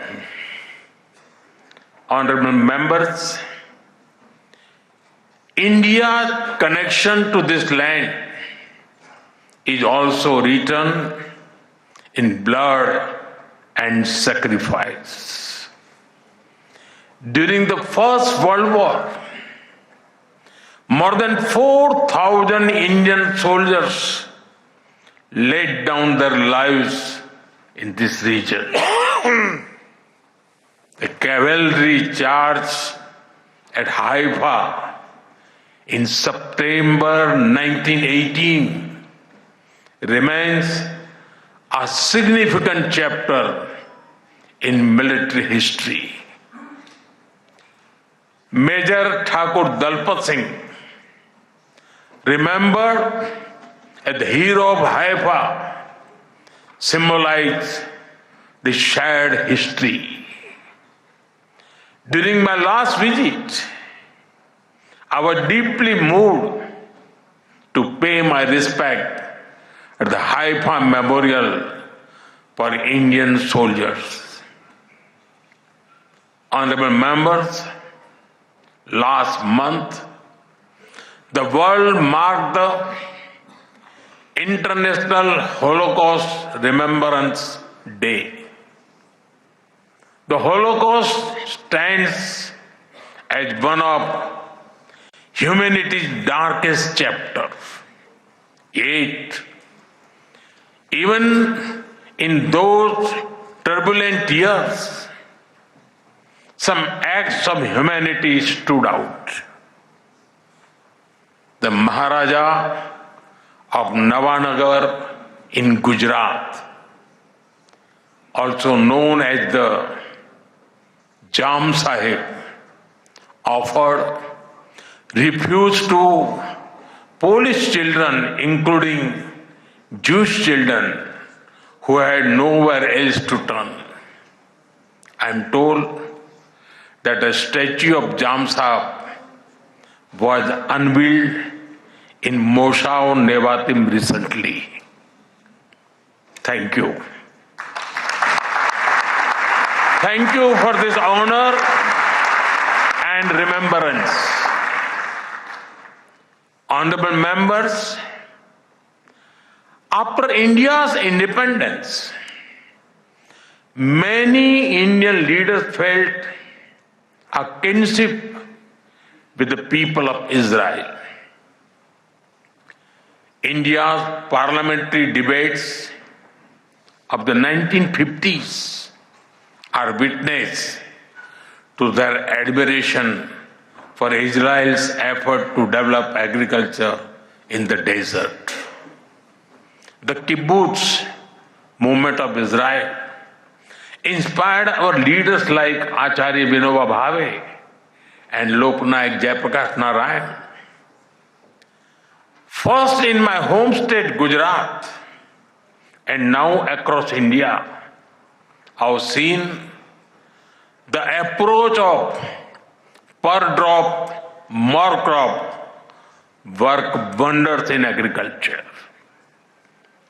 My own first visit to Israel was in 2006 as the Chief Minister of Gujarat.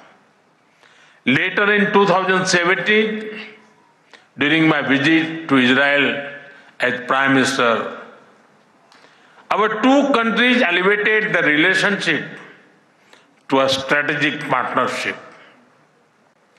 Since then, our engagement has expanded in scale and scope, and we are committed to further consolidate this relationship across many sectors. Honorable members, for the last few years, India has been the fastest growing major economy in the world.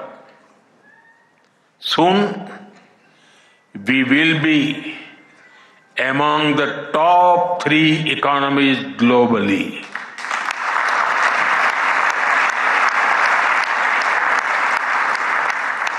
At the same time, Israel is a powerhouse of innovation and technological leadership. This creates a natural foundation for our forward-looking partnership. We are committed to expanding trade, strengthening investment flows, and promoting joint infrastructure development. The bilateral investment treaty signed last year will provide confidence and predictability to our businesses. In the last few years, India has concluded a number of important trade agreements with other nations. To your west, the European Union and the UK. To your east, the UAE and Oman.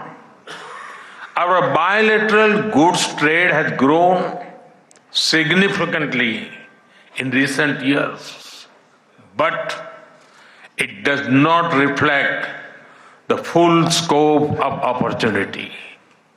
That is why our teams are working hard to negotiate an ambitious free trade agreement. It will unlock the vast untapped potential in our trade relationship. We will also work closely in different formats, such as India, Middle East, Europe Economic Corridor, and the I2U2 framework between India, Israel, UAE, and the US. Defense and security is another important pillar of our partnership. In November last year, we signed an MOU on defense cooperation. In today's uncertain world, a strong defense partnership between trusted partners like India and Israel is of vital importance. Honorable members, Israel is often called the startup nation. In recent years, we have also been working to unlock the innovation and creativity of our youth.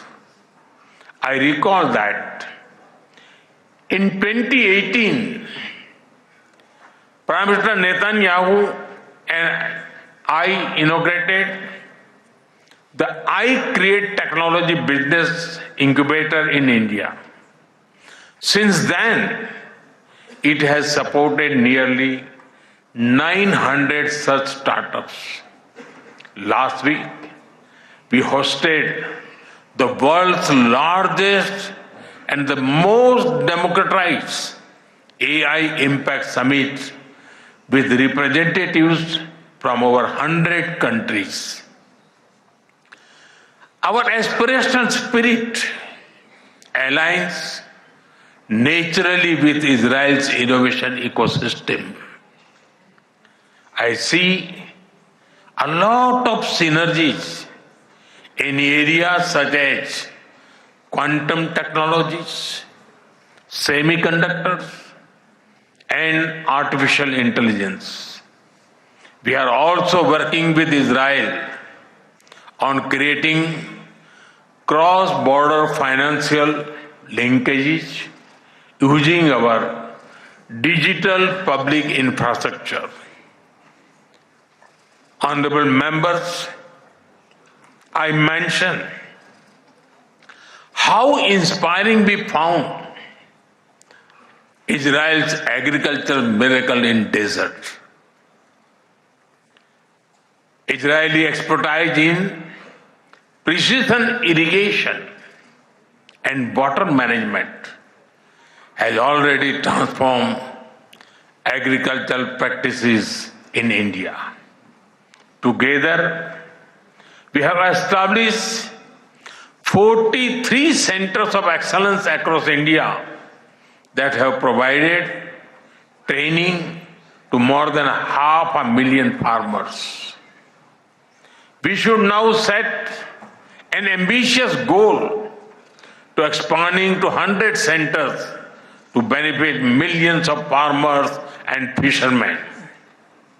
Honorable members, at the heart of the India-Israel partnership are the ties between our peoples. When I first visited Israel in 2006, there were a handful of yoga centers in Israel. Today, yoga seems to be practiced in almost every neighborhood. I am told that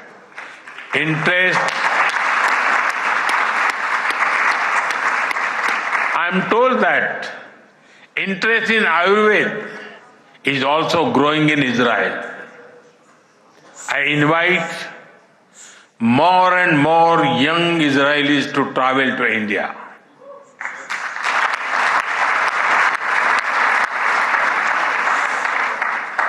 They will witness the dynamism of our society and experience what holistic wellness can do for the body and the mind. I'm happy to inform this August House that the Indian Parliament has set up a parliamentary friendship group for Israel. I invite you all to visit India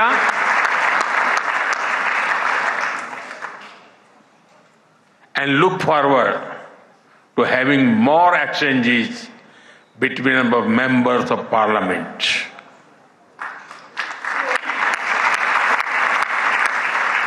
I am aware that Indian caregivers and skilled workers in Israel contribute immensely to families and communities. They have displayed remarkable courage and dedication in times of crisis, including on October 7. We are proud of them.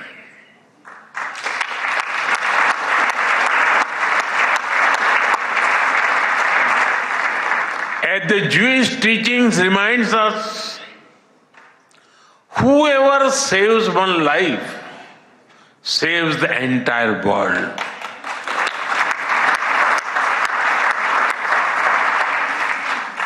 Their service reflects the strength of the human bonds behind our cooperation.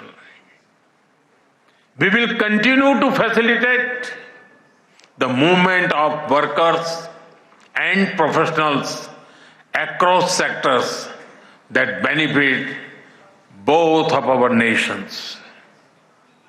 Honorable members, we are both ancient civilizations, and it is perhaps no surprise that our civilizational traditions also reveal philosophical parallels. In Israel, the principle of Tikkun Olam speaks of healing the world. In India, Vasudhaiv Kutumbakam affirms that the world is one family. Both ideas extend responsibility beyond immediate boundaries. They ask societies to act with compassion and moral courage. Judaism emphasizes halakha, guiding everyday conduct through law and practice. Hindu philosophy speaks of dharma, the moral order that shapes duty and right action. In both traditions, ethical life is lived through action and faith is expressed through conduct. There is an enduring similarity in our festivals as well. You celebrate Hanukkah with the warm glow of candles. Around the same time, we celebrate Diwali, the festival of lights, with the gentle radiance of lamps. Soon, India will celebrate the festival of Holi, filled with happiness and color. And around the same time, Israel will also celebrate Purim with enthusiasm and joy.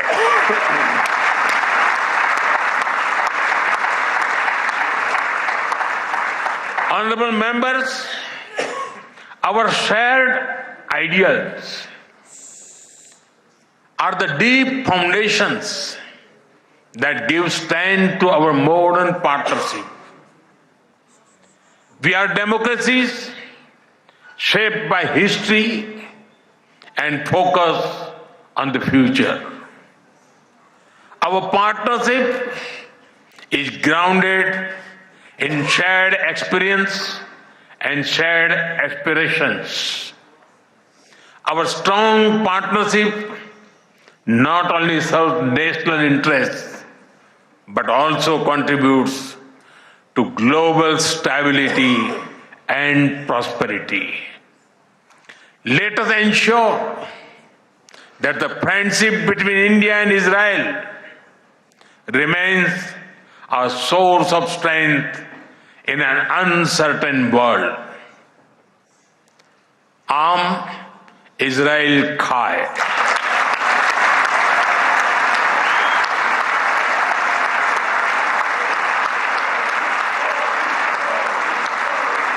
Jai Hind. Thank you.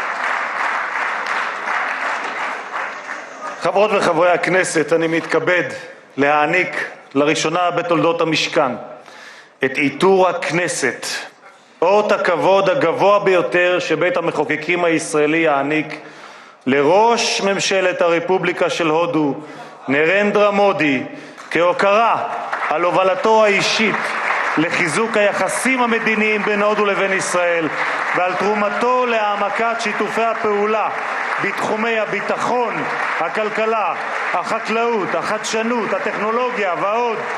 מנהיגותו, כפי שיכולתם להתרשם כולכם, מבטאת ידידות אמיצה ומחויבות לשותפות ארוכת טווח המבוססת על ערכים משותפים ואינטרסים משותפים בין שתי המדינות. בבקשה, אדוני.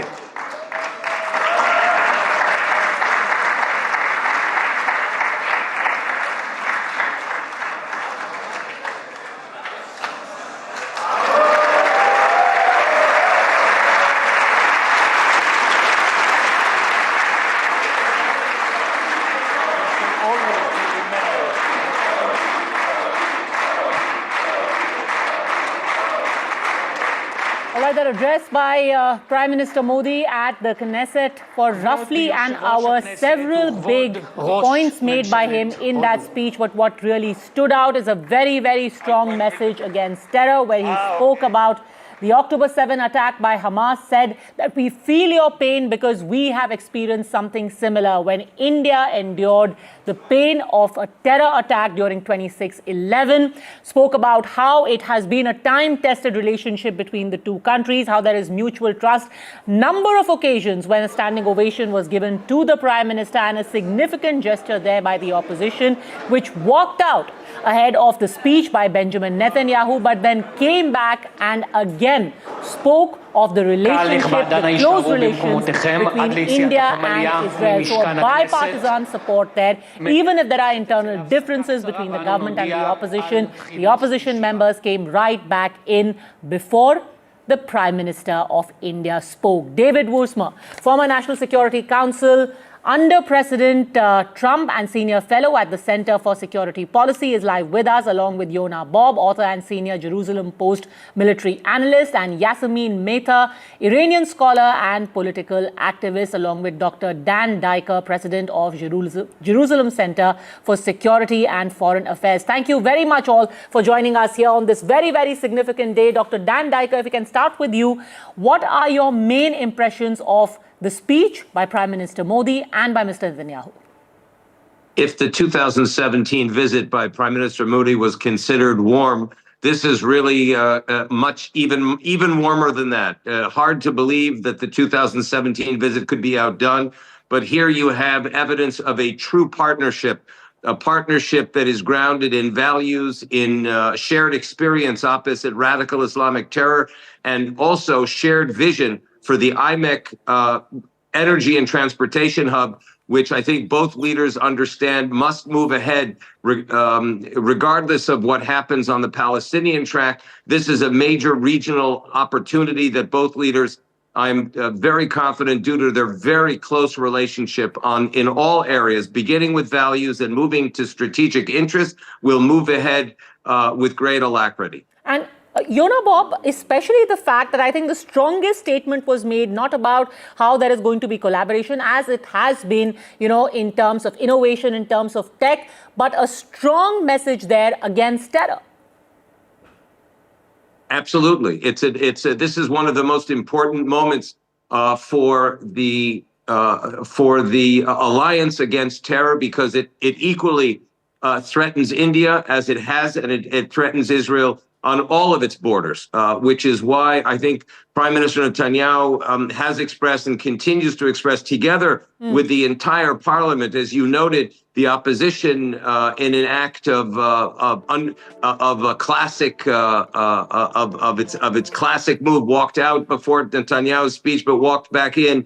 Prime Minister Modi is a unifier in Israel, and everyone appreciates very deeply his unyielding stance against radical Islamic terror. And that is exactly the moment at which we stand right now with the Islamic Republic ballistic threat against the entire region, which I'm absolutely sure that both prime ministers discussed in depth. And this ironclad commitment to defeat this radical terror threat against the region, India specifically, Israel specifically, and the larger Middle East region, is shared by both men. And you're very right. That's very much what binds the two of them in terms of strategic mandate and values. I also want to point out to our viewers that the images that you're seeing right now are all the members of parliament in Israel there, speaking to the Prime Minister of India. Plenty of pictures, plenty of selfies being clicked over there. But very importantly, like Mr. Diker has spoken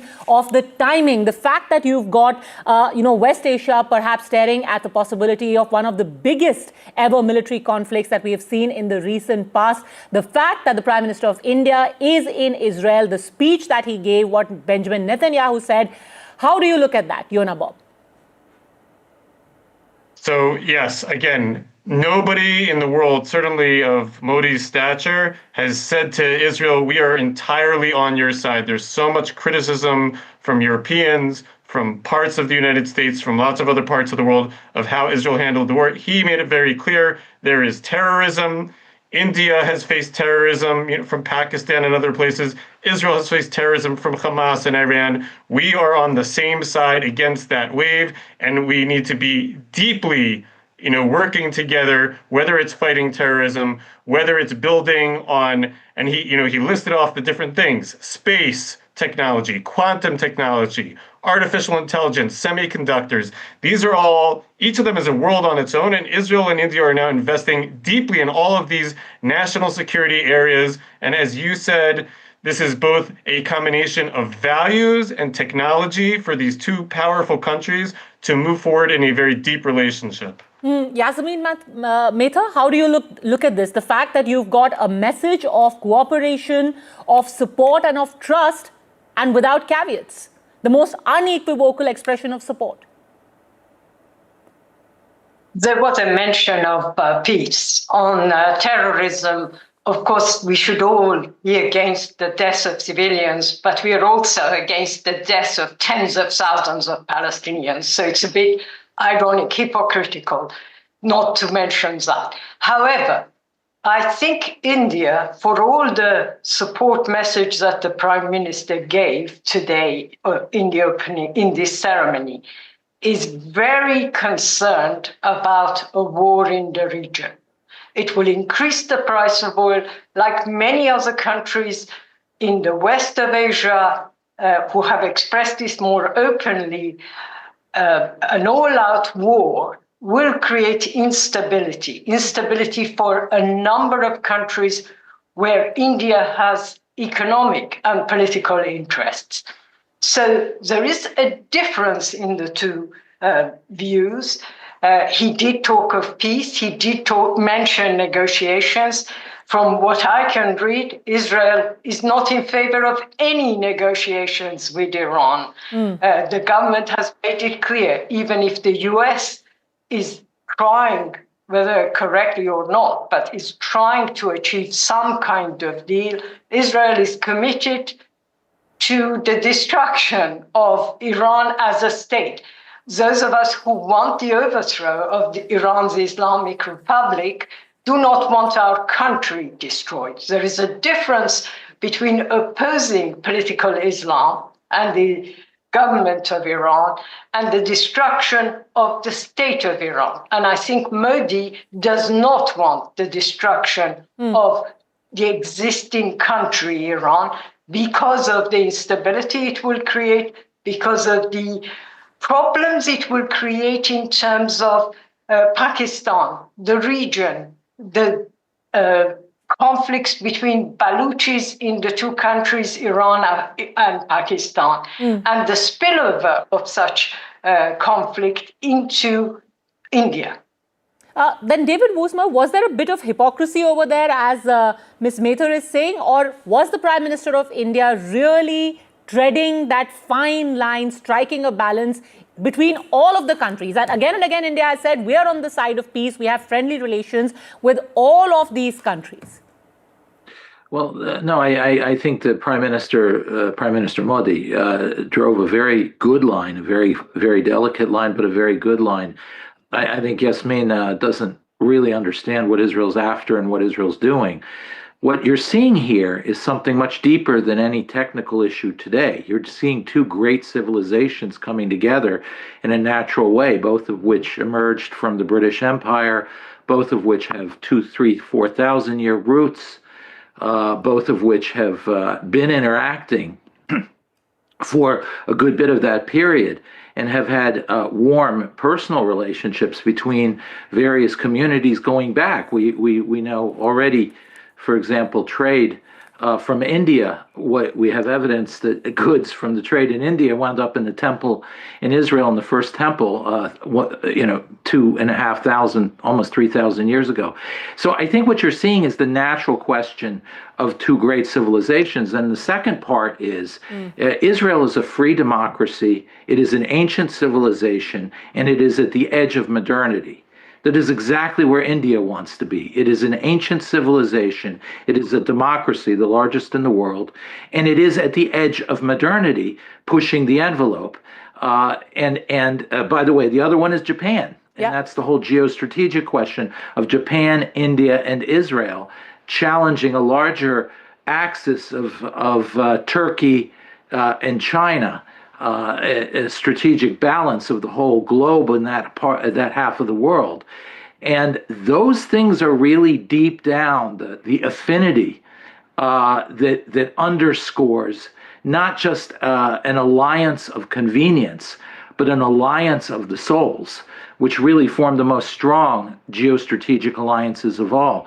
As far as Iran goes, yes, that's the missing piece. And exactly the opposite of what Yasmin is saying. The Israelis are after resurrecting Iran as an ancient civilization and nation, helping the Iranians do that. If you notice in June, when they struck Iran so hard, they did not touch any infrastructure. They did not touch the oil. They did not touch any economic targets. They did not touch civilians, precisely because the Israelis see the Iranian people as their ally against the regime. Moreover, they see Iran and India as civilizational cousins, as they see themselves to some extent in India. So this whole alliance between Israel, India, Japan, the ancient democratic, modernizing countries of Asia, east of Suez, the Israelis feel that there's a seat waiting in that alliance with the Iranian people. And then much more than an alliance of convenience. And I think these pictures that we are seeing right now bear testimony to that. Let me bring in Vishnu Shom as well, because striking a balance at this time certainly can't be an easy task, Vishnu. No, it's not going to be an easy task. Remember, India has an independent foreign policy. We look at the situation differently in different countries. Each country and each nation has its merits. But I think in terms of this particular visit by Prime Minister Narendra Modi, it is without doubt a landmark moment. I have never seen the Prime Minister being greeted in those terms by any foreign leader in any parliament address. He's spoken in the past in the parliaments of different countries. He's been in the US Congress. But the language used by Benjamin Netanyahu, who almost seemed to be emotional at one stage, for me was the highlight of the evening, perhaps even more than Prime Minister Modi's speech. I think that relationship is something that has progressed from one of distrust and one where India stayed away from Israel and its interests to one which is one of our most important strategic partnerships.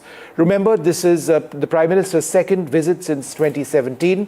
That visit transformed bilateral ties. It is now a very deep strategic partnership. It focuses on defense, artificial intelligence, cybersecurity, and advanced technology cooperation as well.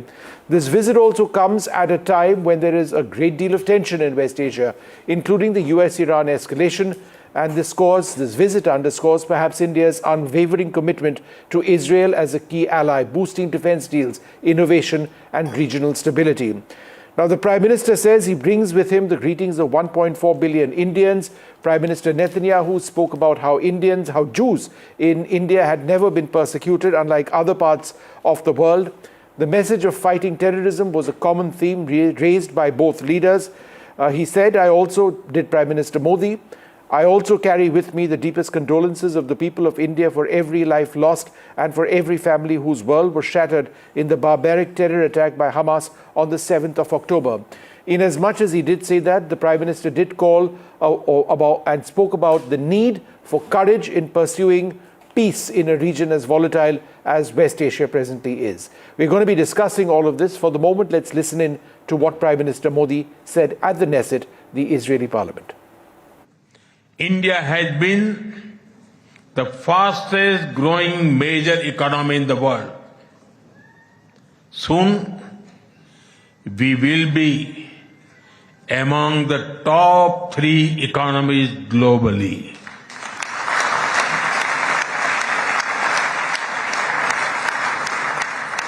At the same time, Israel is a powerhouse of innovation and technological leadership. This creates a natural foundation for our forward-looking partnership. We are committed to expanding trade, strengthening investment flows, and promoting joint infrastructure development. The bilateral investment treaty signed last year will provide confidence and predictability to our businesses. No cause can justify the murder of civilians. Nothing can justify terrorism. India has also endured the pain of terrorism for a long time. We remember the 26/11 Mumbai attacks and the innocent lives lost, including Israeli citizens. Like you,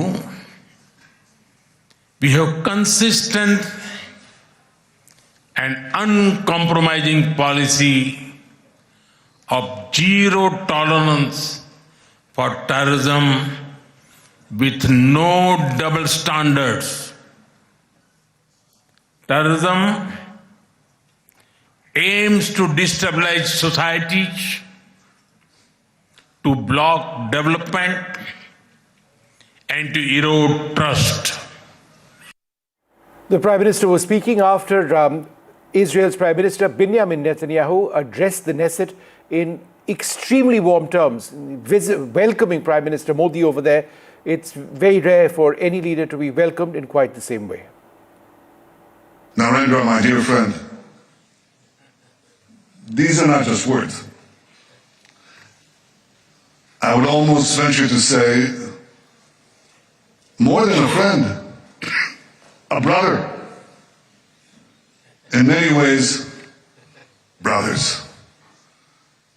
Now, when you were last here, the two of us, were on the Mediterranean coast, and I said, why don't we take off our shoes and go into the water, which we wanted to purify, and we did, with Israeli technology. So, with all deference to our Christian friends, they said we didn't wade in the water, we walked on water. That's not true. We didn't walk on water, but we did perform miracles since then. Because what we have done is we've doubled our trade, tripled our cooperation, quadrupled our understandings in ways that I cannot begin to describe. And in some ways, probably shouldn't describe. But it's been a wondrous friendship, both personally, between the two of us, and between our two countries and our two peoples. Already extremely strong language, powerful words by the Israeli Prime Minister. My colleague Aditya Rajkol is inside the Knesset. He listened in on this entire speech. This is his report. Prime Minister Narendra Modi has ended his speech inside the Israeli parliament, and right behind me you can see he's being mobbed for pictures and videos and selfies by the Israeli members of the parliament. Never before has this occurred that an Indian Prime Minister has spoken inside the Knesset, and there is so much of excitement and enthusiasm by the Israeli parliamentarians. You can see right behind me he's being mobbed for selfies. In fact, the Speaker of the Israeli Parliament has bestowed upon him the first medal of the Knesset upon Prime Minister Narendra Modi. Prime Minister affirmed that India stands with Israel when it comes to terrorism, and certainly the strategic partnership will be taken to another level. It was more than 30 minutes of speech by Prime Minister Narendra Modi, speaking about the enthusiasm that Israel and India have in common, and of course, speaking the Israeli term, Am Israel Chai. That clearly means that the people of Israel continue to live. This is similar to Jai Hind in India. So a very emotional and powerful speech by Prime Minister, and now he heads towards other events of the day, and tomorrow will be the big bilateral between Netanyahu and Modi. Reporting from inside the Israeli Parliament in Jerusalem, this is Aditya Rajkol for NDTV. Well, joining us now, Einat Wilf, ex-Israeli MP, also an author, Ambassador Sanjay Bhattacharya, Adam Scott Bellos, CEO of the Israel Innovation Fund, and Lev Aran, the Israeli journalist. I'd like to thank you all very much for being with us. But first, my friend Adam Scott Bellos, it's an incredible relationship between India and Israel. It's a deep partnership. It's a historic partnership. I just found it incredible that he was received by the opposition and the ruling party in the Knesset in this manner. Could you share for us your sense on how India enjoys support across political lines in your country? First, I have to say it's great to be back here with you. You know I love being on your program, so thanks for having me. And I'll say that the friendship is definitely mutual, just like it is between our two countries. I think it's very clear and very easy to see, like you said, the Prime Minister was embraced by both right and left, by government and opposition. And I think that's a major reflection of how the Israeli people feel towards the Indian people. I think that our mutual agreements in trade, in quantum computing, and our work in developing stronger AI technology is a testament to how well our countries get along and work together. I also think it's really very interesting that we're now going to be working on an Indian version of the Iron Dome, which would be probably one of the largest versions of that technological advancement. I think it's a very simple thing. Israelis love the Indian people, and the Indian people seem to love Israelis. And this visit at this time, given the regional tensions and the amount of Indians that live and work in the Gulf as well, given what's going on with Iran, I think sends a very, very strong global message. And I think the hexagonal strategic partnership that Prime Minister Netanyahu has been speaking about is obviously coming to become a reality. I think it's a very simple thing. Our two countries enjoy a great partnership, great friendship, and we're two ancient peoples with ancient cultures, and we understand what that means for the future of the world and the region. Ambassador Bhattacharya, at the same time, the Prime Minister didn't steer away from Indian foreign policy. We are worried about the situation in the area. We want peace to be there. And the Prime Minister spoke about having the courage for Israel, to make peace in the region. And he was speaking in broad terms, but I think that was important as well. Oh, absolutely. I think this is a very special bilateral relationship, which is built on both trust and confidence. And if I say from the scenes that I saw at the Knesset, there is a lot of sentimentality as well.